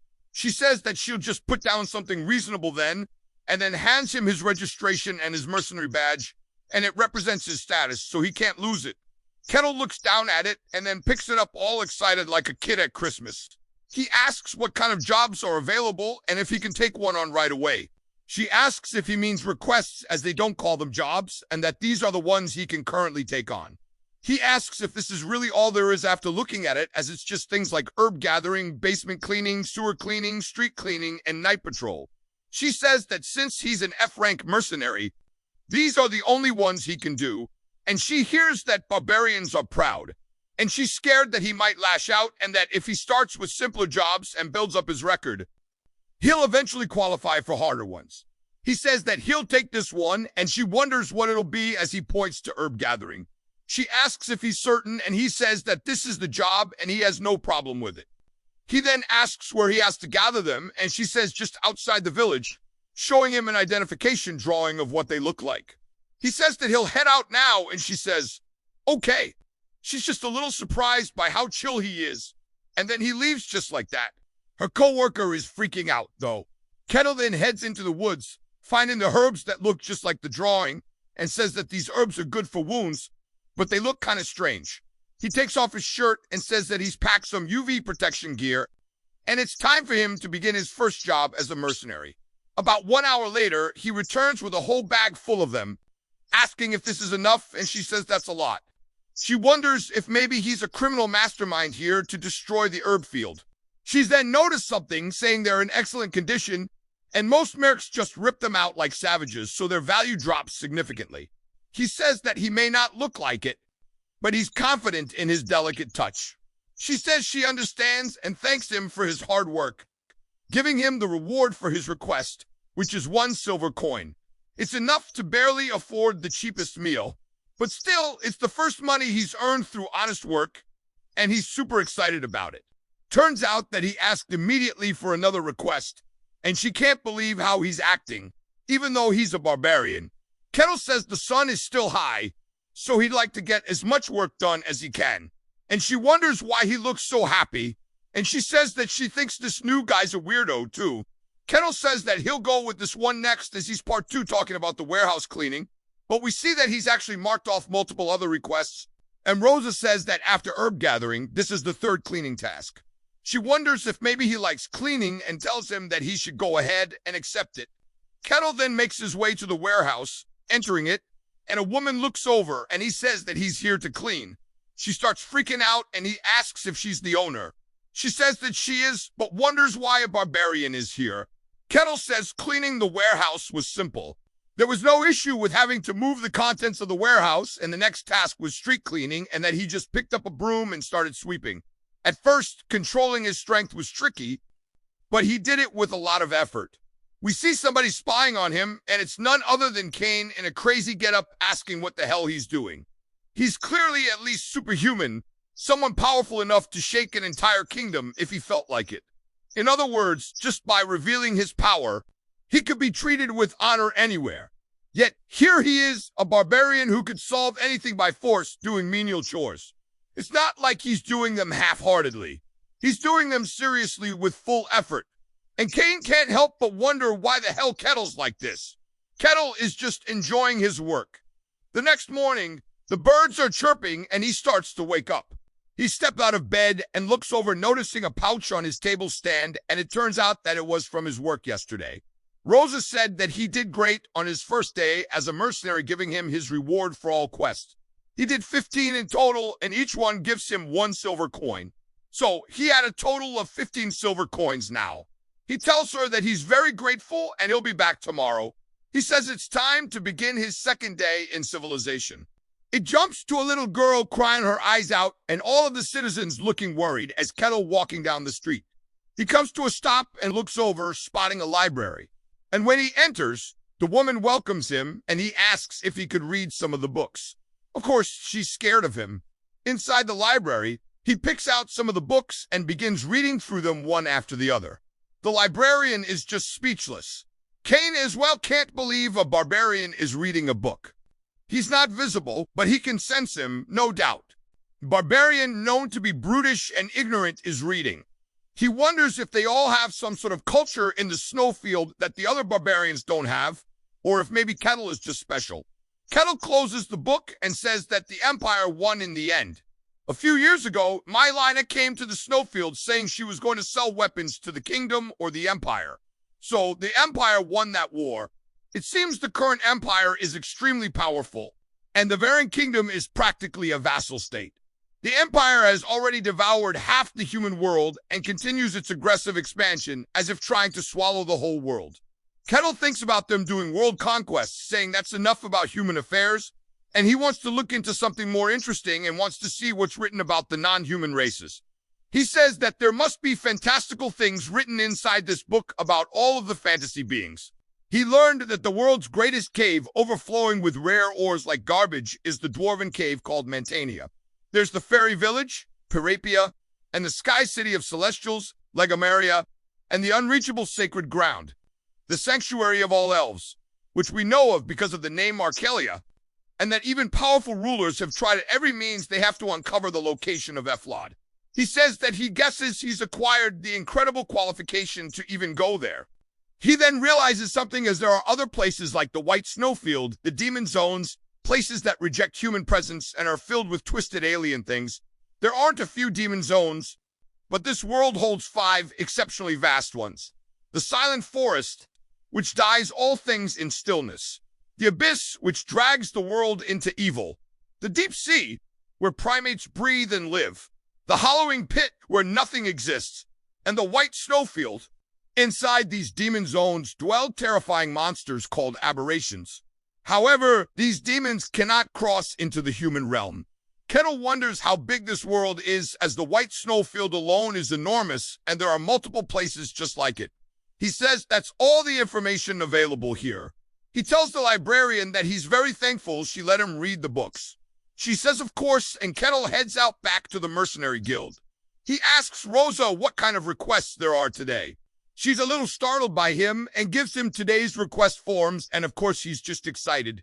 Kane says that he's so weird and that he's going to have to go confront him directly. That night, as Kettle was walking back home, he says that he handled another dozen or so requests today, and even the small ones add up. So, it's pretty rewarding. At this pace, the day he's acknowledged as a true mercenary will come soon enough. We see Kane waiting around a corner, and when Kettle gets close enough, he steps out. Kettle wonders what's up, as Kane is glaring at him. Kettle says he knows he's been tailing him all day. Kane's surprised that he could tell, and Kettle asks him what he wants. Kane says that he definitely suppressed his presence completely, and no matter how sharp someone's senses are, detecting his presence should be impossible. Kettle wonders if maybe he's abandoned and starts to cover his gold. Kane cannot believe that this is what he's thinking. Kettle says that since he's not answering, so he thinks his guest must be right.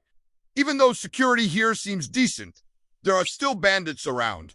Kane says no and doesn't even know if he'd believe him if he said he was a source master. Kettle then hits him with a stray, saying that robbing at such an old age is pathetic and that the economy must be worse than he thought. He thinks about it, saying that taking him down and turning him in would make for a good record as a mercenary as well. Kane is confused, but says that this might be a good opportunity since he thinks he's a bandit. Taking him directly might be the best way to gauge his strength and identity. Kettle starts to walk forward, and Kane looks a little anxious. As Kettle begins wobbling a little bit, he disappears directly in front of Kane. Kane wonders where he went, and then Kettle reappears directly in front of him. Kettle stretches toward him, and Kane says that if he stands still, he's going to grab the back of his neck as Kane avoids. Kettle is curious and says that's not bad at all, as Kane has distanced himself now. Kane says there's no way that he almost got him. If his reflexes were even slightly slower, he'd have been caught. But more shocking than that, he couldn't sense a single trace of aura from him. Kettle says that's interesting, and Kane can't believe he moved that fast with nothing but a pure human body. He says that he needs to forget the test as this is real, and he charges in saying that he's going to go all out. Kettle readies himself before disappearing once more and grabs onto Kane's arm. Kane says that he expanded his perception and still he couldn't react. Kettle starts bending his wrist, and Kane says this isn't just being grabbed. It's like having his arm jammed into solid rock with his whole body dragged along. Kane starts screaming out, asking what the hell's with his strength, and he says that it's not even a competition in terms of power, and in that case, he's going to have to go full force and release his power. As his aura begins surging, Kettle notices it. As he feels it flowing out of Kane, Kettle can't help but be surprised by it. Then an explosion of the green aura erupts, and Kane distances himself from Kettle as Kettle's holding on to the aura in his hand. Kane looks at him ready for the next attack, and Kettle says that bandits these days sure of all kinds of techniques. Kane can't believe that he still thinks he's a bandit. Kane says that manifestation of mana, a level only the most elite can reach, and that he has cloaked his entire body in it. So why would someone like him resort to being a bandit? And he can't believe that Kettle truly believes this. Kane thinks about it for a second, saying that he reflexively manifested his mana, and that manifested mana can shred through solid steel with ease, and human bodies should have just been obliterated from contact. Yet, Kettle isn't scathed, and he wonders what's with his body since he can endure manifested mana without having to use his own. Kettle says he doesn't know what trick he is using, but he thinks it's time to wrap this up. Kane reaches for his blade, but then is surprised by something as Kettle has already closed the gap and is stopping him from unshaving it with just a single finger. Kane continues to try, but realizes it's not going anywhere and can't believe what he's witnessing. He then starts grunting and tries his best to unshave it as we see the hilt of his sword being bent. He then realizes this is bad as Kettle stretches his hand out towards him. Kane sheds a single tear saying that this is the end. Kettle continues, and a bit later, he says that sure was interesting as he's carrying Kane on his shoulder. He says he can't believe that a bandit in a fantasy world had such techniques. Later, the guard captain asks what the meaning of this is as Kettle stretches his hand out, holding Kane up in the air like he's some kind of dog he caught in his yard. The captain just wonders why the hell Kane is here of all places and wonders if maybe Kettle attacked him, wondering what's going to happen now. But Kettle tells him he caught a bandit. The guard captain can't believe that's what happened here. And Kettle says that if he hands him over, then it should count towards his mercenary record, asking if he's right. The guard captain has no idea what the hell to make of this. He starts thinking about what this scene is. Kane is a man who has reached the highest level of superhuman skill, and that he was caught by a barbarian in a very humiliating position, no less. The guard captain tells him that he's actually not a bandit, and Kettle asks if he knows him and if he's an accomplice of his. The guard captain puts his legs together and formally bows, saying that he pays his respects to the swordmaster and the only swordmaster in their kingdom. Kettle looks down confused as Kane just refuses to look up. Kettle wonders why a swordmaster is going around posing as a bandit and says that's impossible as he attacked him to steal his silver coins. The guard captain says that he really is a swordmaster and he'd never mistake the face. Kettle wonders if he could be a mage using illusion magic. The guard captain says that if there's a mage powerful enough to do that, he'd already be as respected as a swordmaster. Kettle asks if maybe swordmaster is a fancy name for bandits. The guard captain asks what the hell he's even talking about. There's awkward silence, and Kettle asks if he's really the swordmaster, and the guard captain says that's right. Kettle is starting to have an existential crisis, and the guard captain says he's going to report this to the Lord. Luke slams his table, asking if Sir Kane really lost. It then jumps to Kettle apologizing, saying that he should have let him explain. Kane says that he's to blame for not saying anything, and they have awkward silence right after. Luke wonders what's going on as he expected Cain to seek out the barbarian for a duel, but he did not expect that he would lose. He doesn't know the details, but he's certain that it was indeed a loss, meaning that the barbarian is stronger than the swordmaster. Of course, there are levels even among superhumans, and Cain only recently became one, so he's likely on the lower end. Still, a swordmaster is one who has earned the noble title of master of the sword. He'll beat him, meaning that he is completely unmanageable. Luke says that his head hurts, and it seems that there is a misunderstanding, and he's going to excuse himself, and that the two of them should probably talk things through. He then heads out, leaving the two of them sitting there. Kettle stares at him as Cain sweats nervously, saying that this is humiliating, and yet he can't even argue as it was a perfect defeat. His pride isn't just hurt, it's tattered like a used rag. He puts his teacup down, saying that he would like to properly introduce himself, and he does so to Kettle. Kettle asks if Swordmaster is his surname, and Cain tells him that once someone reaches the state that he is in, surnames become meaningless. Kettle says he sees asking what that technique he showed him was.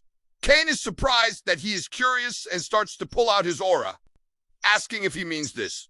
Kettle starts to get excited, saying at first he thought it was just a bandit's trick and didn't pay much mind. But now that he knows it's a swordmaster skill, he's very interested. Cain tells him that it's the embodiment of the arcane, also called aura. Kettle is excited that he's finally getting to see aura from someone so prestigious in this fantasy world, and he starts to ask him if he can teach him how to use it. Cain says that he has to manifest it by controlling the arcane. Kettle asks if the arcane is like mana. Cain tells him that the arcane is the mystical energy itself. When you use it as aura, you're a swordsman. When you use it as mana, you're a mage. Kettle says that it's interesting that both types of people use it, asking if he'd be willing to teach him. That embarrassingly, he still is lacking knowledge, and he's trying to learn to make up for it. He asks him to teach him, and he even says please. Cain says okay, but asks if he really needs his guidance because he's stronger than he is. Kettle says he doesn't know anything about arcane or swordsmanship, and he just swings blindly. Cain asks if he's certain, but cops, saying that he's a swordmaster and he may have lost. But he didn't even draw a sword, and that he'll teach the barbarian the way of the sword and show him his greatness so he can reclaim his shattered pride. He says very well, and that without his sword, he is but half a man. Anyways, Kettle says he figured as much, and no wonder he was so weak. It's because he didn't get to draw it. Cain, feeling a little defeated, says that's exactly it. Kettle says that to be called a swordmaster at just that level of strength, he thought something was off, and that if he actually used a sword, he might have won. Cain, though, is not too certain about that. While Kettle is excited for their lesson, Cain just wonders if his self-esteem is going to recover, as he feels like he's just going to grow more and more insecure. Kettle says that before he arrived here, he actually learned swordsmanship. But this is real fantasy swordsmanship. A strange kind of swordsmanship that manipulates the arcane aura, and it's truly what he wants to learn. Cain tells him that the key trait of his swordsmanship is the embodiment of illusion of reality, asking if he saw that when he fought his disciple. Kettle says he didn't think that knight was his disciple, but now that he mentions it, his sword split into three and all of them were real.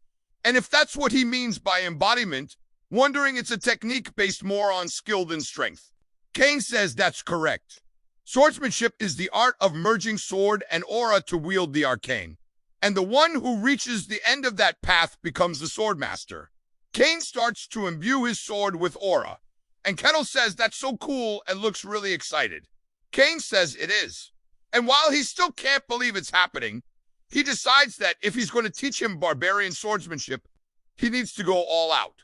He says that the embodiment of illusion of reality sounds a bit abstract, so he'll just show him directly.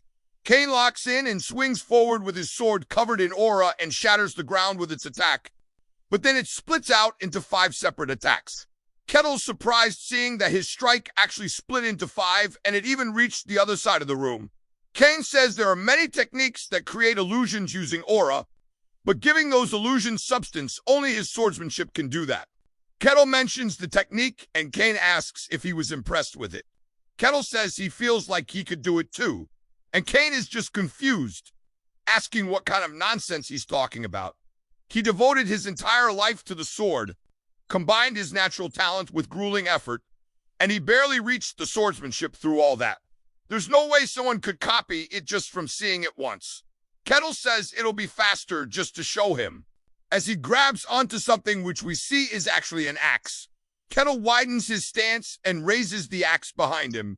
Kettle then starts attacking, and we see it's actually multiple attacks. Kane is surprised but says that shit is not what he showed and that this is nothing but pure brute strength. But he does copy the attack's path 1-to-1, but it's much more powerful as it causes a giant explosion. Kane is surprised, and we see the axe starting to smoke, and Kettle asks him how it was. Kane says that it looks just like what he showed, though it was due to overwhelming speed and strength, and he even almost got tricked for a second. He says that what he did was simply swing with force, and there was no technique behind it. Kettle reminds him that the result was nearly the same, and swordsmanship is meant for real combat. As long as the results are similar, that's good enough. Kane thinks about it and says that he can't really argue, but that shit hurts his pride. He says in that case, he wants to see him try this, as this time, instead of his sword, his body starts separating into multiple. This time it shoots out a giant aura attack that creates an explosion. What did the training ground do to deserve this? Kane says that this is bodily separation achieved through extreme mastery of aura, and he asks Kettle if he can copy this. Kettle turns and starts walking to the side for some distance, and then he raises his axe and starts doing his best to copy it, as we see shadowy figures start to appear from him. Kane is surprised as they're now floating around him just like his was, and it creates a giant tornado of purple aura that even destroys the entire area. Kane falls to his knees crying, saying that was a lifetime's work, and he can't believe his swordsmanship is so worthless. He says this can't be, and Bro starts to suffer from a heart attack. Kettle says that his mental is like toilet paper, and if he wiped with him, he'd poke his ass. He tells him that his swordsmanship is remarkable. Kane looks up, and Kettle says that he merely swung his axe quickly, and it was not true swordsmanship. The technique he showed wasn't a mirror after image. It was real, and he can't reach true arcane mastery. Kane holds back his tears, saying that's right. His swordsmanship is still valuable, and this is something only he can do in this world. The problem is not his technique. It's just that Kettle is a damn lunatic, and he wonders what kind of crazy person can be so fast they become a blur without even using aura. That's not something that a human should be capable of. Kettle asks if he could teach him the true meaning of technique, and Kane freezes up, saying that he actually let his emotions get the better of him and he's sorry. He tells him he understands, and Kane clears his throat, saying to use true technique, you must first learn aura control. But to control aura, you must first comprehend the arcane. No mage, swordsman, or witch can reach the higher realm without awakening the arcane. The only ones exempt are those who believe in gods. Kettle asks if divine power is a separate thing then, and Kane says that their miracles come directly from their gods and it's unrelated to individual ability. Kettle's interested in this, and Kane says that the arcane means exactly that. It's the mysterious power within oneself, and how you wield that power determines everything. Kettle says that for him to use aura, gain mana, or control spirits, it all starts with him understanding arcane.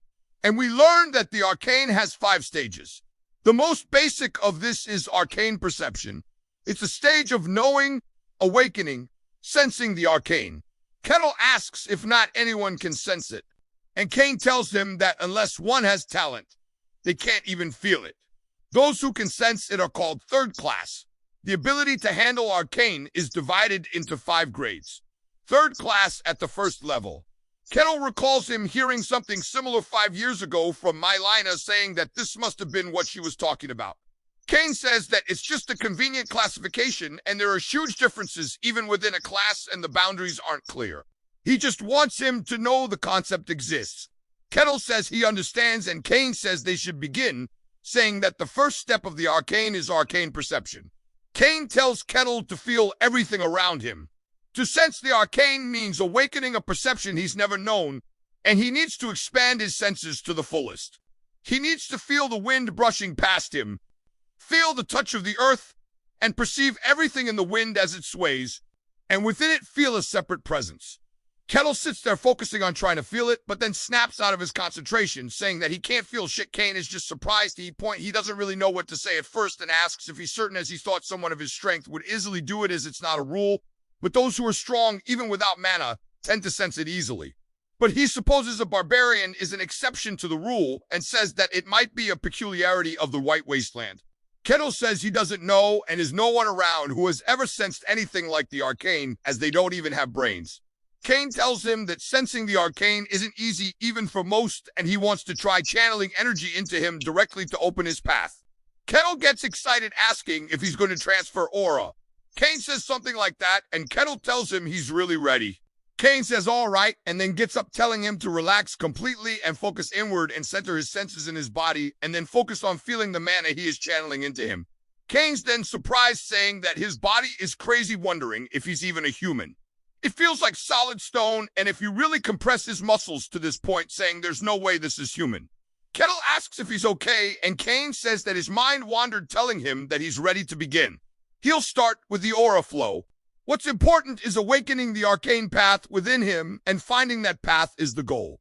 That's not that hard on its own.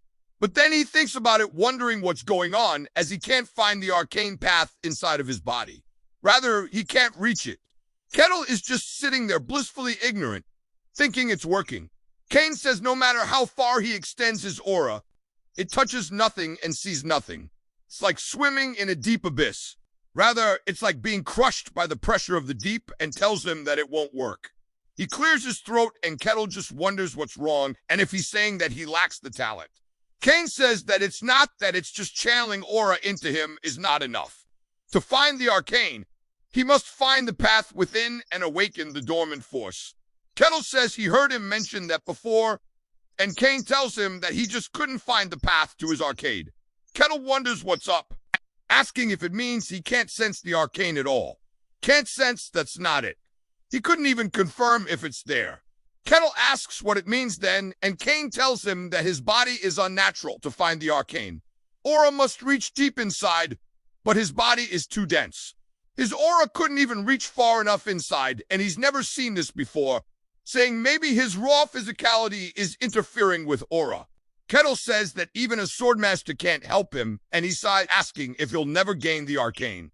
Kane tells him it's hard to say, and he couldn't confirm either way.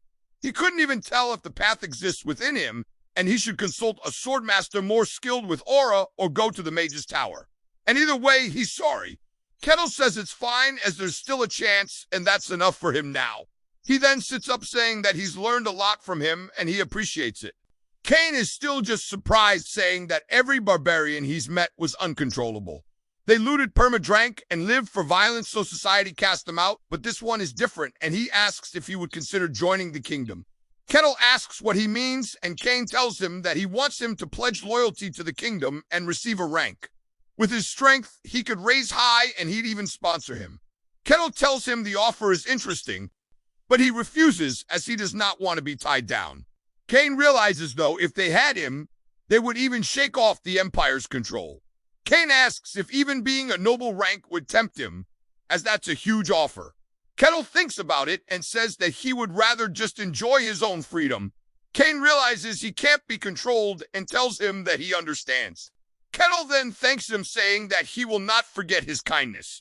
Kane thinks that it sure is a shame, and later we see him walking away, and he talks to himself, saying that he was being ridiculous. He thought he could control him even for a moment, but that is impossible, as he acts by his own will alone. He may work with others, but that's all inside. It's only his thoughts. Not knowing what he's thinking might make him even more difficult than other barbarians. A being from the demon realm and a barbarian of the White Wasteland sure is crazy. He sighs, saying that conquering the demon realm is a crazy goal, wondering what the Emperor is thinking. It jumps to Luke being informed about this, saying that it sounds ridiculous. Kane says that people are dying in the name of reconnaissance, and Luke asks if he's serious. Kane says yes, and maybe he's some kind of reborn emperor from the past. Either way, it's a matter for the future. They haven't even conquered all of humanity's domain yet.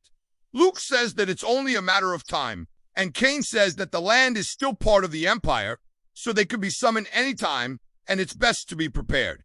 Luke thanks him, and Kane sighs, saying that the world's already a mess, and now the Emperor's gone mad, and it sure is a headache.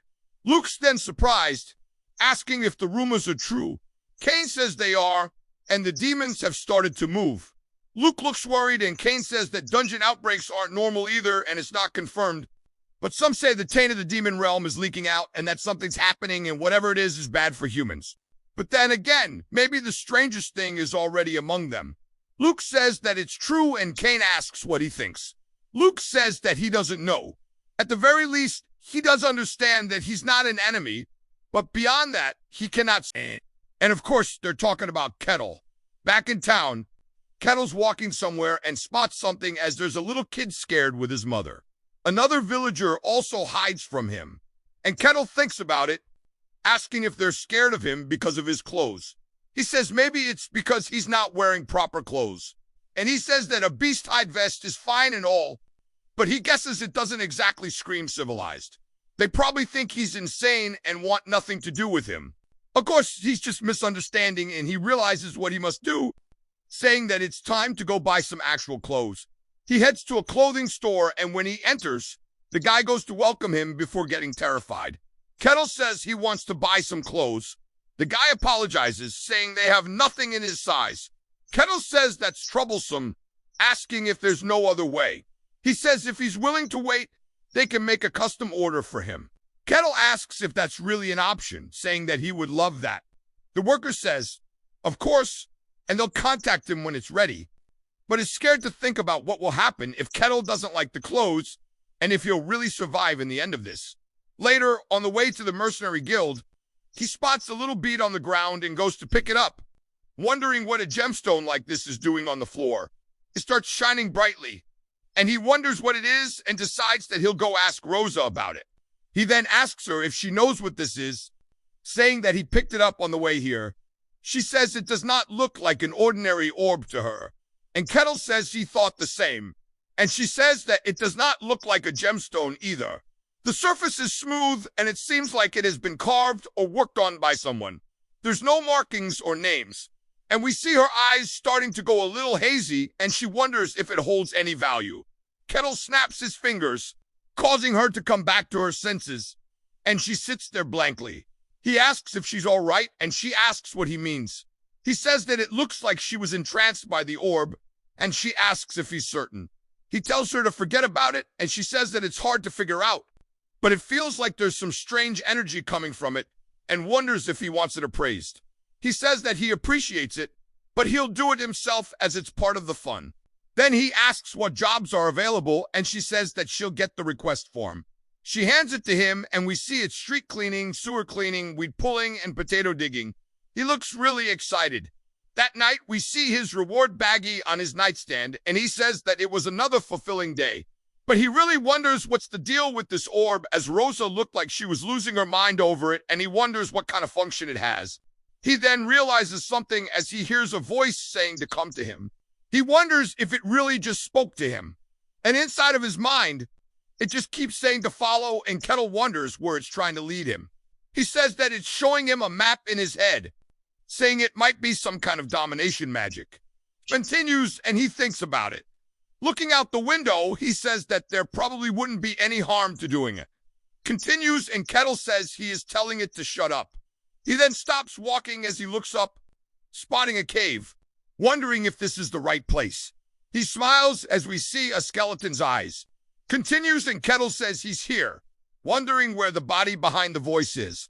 The skeleton says that yet another sacrifice has walked in, this time with some dumb barbarian, and it's big enough to make a good offering. At least with this, that makes 10 now, and this must be a dream, and even resurrection might be possible.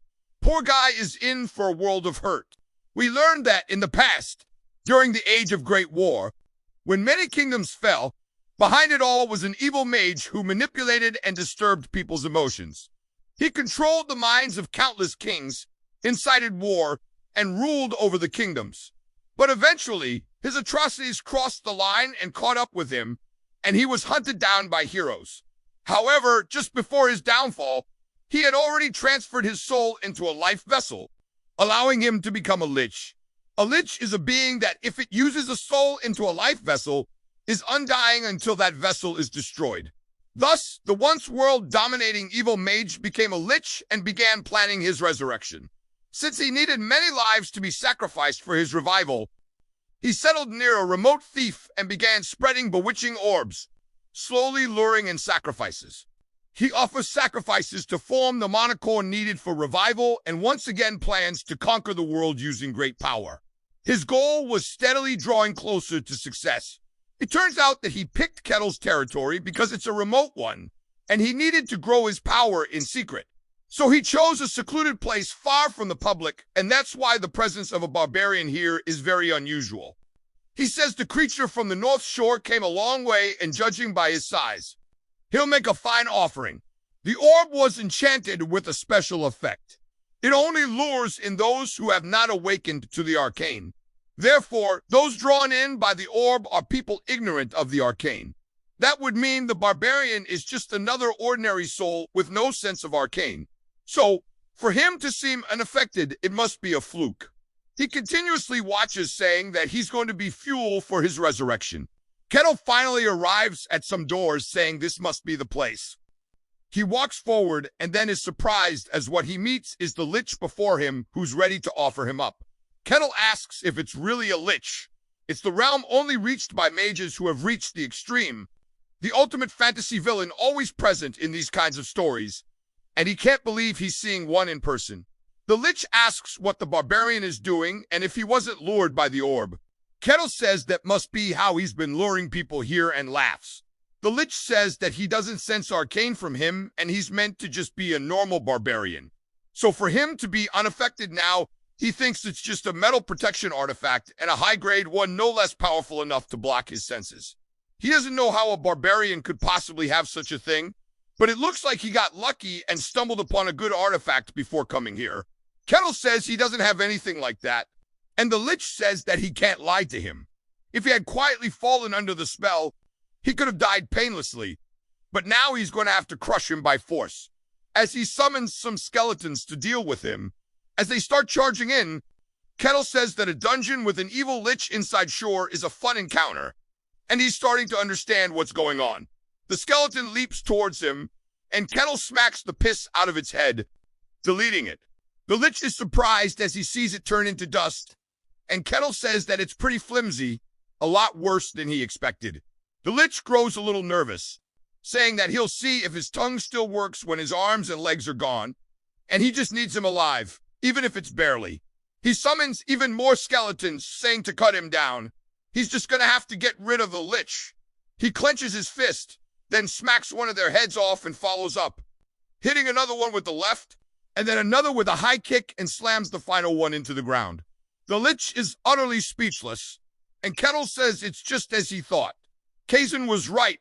If he destroys the head, they die. And being a lich, he figured he'd at least summon a death knight or summon dead.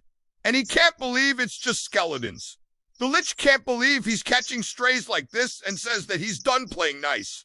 His staff begins to glow brightly, and we see him summoning a skeleton knight. And Kettle recognizes it, saying that for him to see one here again is pretty interesting. But he says that since it's created by a lich, it might be different and that it's going to be interesting. The lich stretches his hand out, telling his minion to kill him as it runs towards Kettle. Kettle clenches his fist, saying that a skeleton knight crafted by a lich surely must be different. As the skeleton knight prepares an attack, Kettle hits it in the stomach, sending it flying across the cave, and its armor explodes upon its crash. From the dust, we see the skeleton coming back. Rather, it's slowly crawling towards him. Kettle, surprised, says that it's actually tougher than the rest. The lich then begins to open the skeleton knight's mana to its limit as it's now surging straight towards him. Kettle watches, wondering what a skeleton knight is doing. As it flies in towards Kettle, he says that he's honestly a little disappointed by a skeleton knight created by a lich. He clenches his fist before hitting it in the head, sending it flying backwards once more, creating yet another explosion. Kettle waits for a second to see if it comes back, and the lich is just surprised.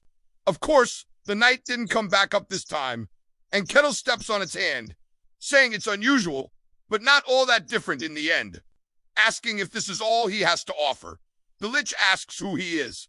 He still can't sense any arcane from Kettle. And if he were using an artifact, he'd sense some mana, but there's none of that either, and that this must purely be his own strength. He took down a skeleton knight with nothing but raw strength, and he doesn't even know if something like that is possible. And he tells Kettle he's special. Kettle wonders what he's doing now, and the Lich says that he shall deal with him himself and that he should consider it an honor. As it all starts to go black around Kettle, he's super excited and looks back towards the Lich. As all we see is his eyes glowing. He asks if he's afraid, telling him this is good and he's going to pay the price for trespassing upon his sanctuary. Kettle says he only came because the orb summoned him, and he thought he was the one who did it. The Lich says that's right. In fact, everyone who ended up here had been lured in by the orbs he scattered, and Kettle was no exception. He tells him to be quiet, as he is the great and mighty sorcerer, the one who brought down 5 kingdoms and clashed with heroes. And he tells him his name is Cardos Bernalius Kessis. Kettle asks why the hell everybody's titles and names are so long in this world. Cardos' staff starts to have this weird effect around it, and he tells him to become the cornerstone of his resurrection. As it flies in towards Kettle, we see it stop right before him and swirl. As he's staring at it, wondering what it's going to do, we see that his eyes are looking affected. It is a magic that controls humans' emotions. It draws out negative feelings and traps its victims in them, rendering them paralyzed and mentally broken. It's a unique spell developed by Cardos. It's nearly invincible considering how little mana it consumes. He says a mere barbarian who can't even wield an arcane will stand no chance against his great magic, and he wonders what to do next. He says there's something off about Kettle, and it does not look like he's wearing any artifacts, so he'll just catch him and study him. He tells his skeleton soldiers to capture him and take him away as they start to spawn in once more. Kettle walks forward, as do the skeleton knights, but we see Kettle's eyes are back to normal again. He kicks the skeleton upwards, blowing its head off once more into dust, and looks back towards Cardos, who just wonders what the hell is going on. Yet again, there's another giant explosion. Cardos says that he was sure the mind control spell worked perfectly. Kettle asks if he was really just standing there watching and if he was trying to catch him with skeletons again. He says that he's honestly pretty bored of this. Cardos can't believe that's another stray, saying that humans are creatures ruled by emotions. No matter how powerful, deep within their hearts, they all carry some form of negativity. However, he doesn't know why that doesn't work on Kettle, as Kettle asks if he can use a fireball or magic missile. Cardos says he does not know how he's still standing, but he does not like that he's comparing his magic to low-tier spells. He says that he'll show him as he starts to actually chant something for a summon. We see it starting to form inside of an orb, and he says that it's going to swallow the world and drown all clarity in chaos. Kettle, of course, is really impressed as from the middle of it, something begins to appear. As Cardos stretches his hand out, it flies towards Kettle, and we see it completely engulf him. Cardos is cackling, saying that victory is his, and he spits up some ink or something and falls to his knees, saying that he overdid it. He spent all of his mana except the bare minimum to keep his body together. But with this, at least the barbarian's dealt with. Kettle tells him that was impressive, and Cardos can't believe he's still standing. And Kettle asks if that's all he had. Cardos says he can't believe this didn't work. He used the strongest dark spell in his entire arsenal. Even if it were a great hero, their mind would have shattered completely, and he wonders what Kettle really is. Kettle says it was impressive, but he didn't really feel anything from it, and if that was the end of his show, then he supposes it's his turn to deal with this now. As he puts his axe up to his shoulder, Cardos says that he sees and starts laughing. Kettle asks what's up, and Cardos says that he came here knowing who he is, and this confirms it. Kettle asks what the hell he's talking about, and Cardos laughs, saying that the Empire is so afraid of him that they sent him and he must complement their intelligence network. To track him down this quickly is impressive, but he will rise again and he will shatter their blades and rule the world once more. Cardos says he once heard that deep within the Empire lies a human breeding ground, a place where countless unique talents are raised, and a Kettle must have come from there. They blade forged solely to kill him, an assassin sent by the Empire, and he starts howling, saying even so that he will kill him and overturn the Empire. Kettle wonders what the hell this dude's deal is as Cardo starts to summon some kind of spiritual vase. Turns out that it's just his soul. It flies towards Kettle and Cardo says to give him his body. When he hits Kettle, Kettle's hesitant for a second, and we learn that Cardo's plan is to enter his body and directly devour his mind. And then once he does this, unless he becomes a lich again, he'll have to live in Kettle's body forever. And he says that he has no options left. Cardo starts laughing, saying that this body is his. But inside of Kettle's mental realm, Cardos is confused, wondering what's going on. To say that he's never seen anything like this and something is wrong. Just perceiving this world is corrupting and collapsing his mind. He says there's no way the Empire did this, and he starts having a mental breakdown saying that even the Empire couldn't create something like this. As his entire mind begins to break and collapse, his final words were nothing but hat. Kettle asks what the hell that was about as he just did something to himself and collapsed. The black swirling current was kind of cool, but that was it. He thought a lich was supposed to be a mag's final evolution and was really curious to see what magic he'd use. He's honestly so disappointed. He says that liches in this world must not be impressive. Either way, he cleared the dungeon, so we should claim his reward. He picks up his staff, saying it glowed when he used magic. But he wonders if it helps cast spells and if he could use magic, too. He then picks up a mana crystal or something and says that he'll keep this to himself and puts it in his pocket. He then looks at the vase and says that since it belonged to a lich, it could be a life vessel and that he'll ask Rosa to appraise it. He says he's probably gathered all the rewards, but something seems suspicious around here. He then spots it and walks over to the wall and asks if this could be a hidden room. He pokes at it and then starts to open, but rather it just falls apart. But yes, he's correct.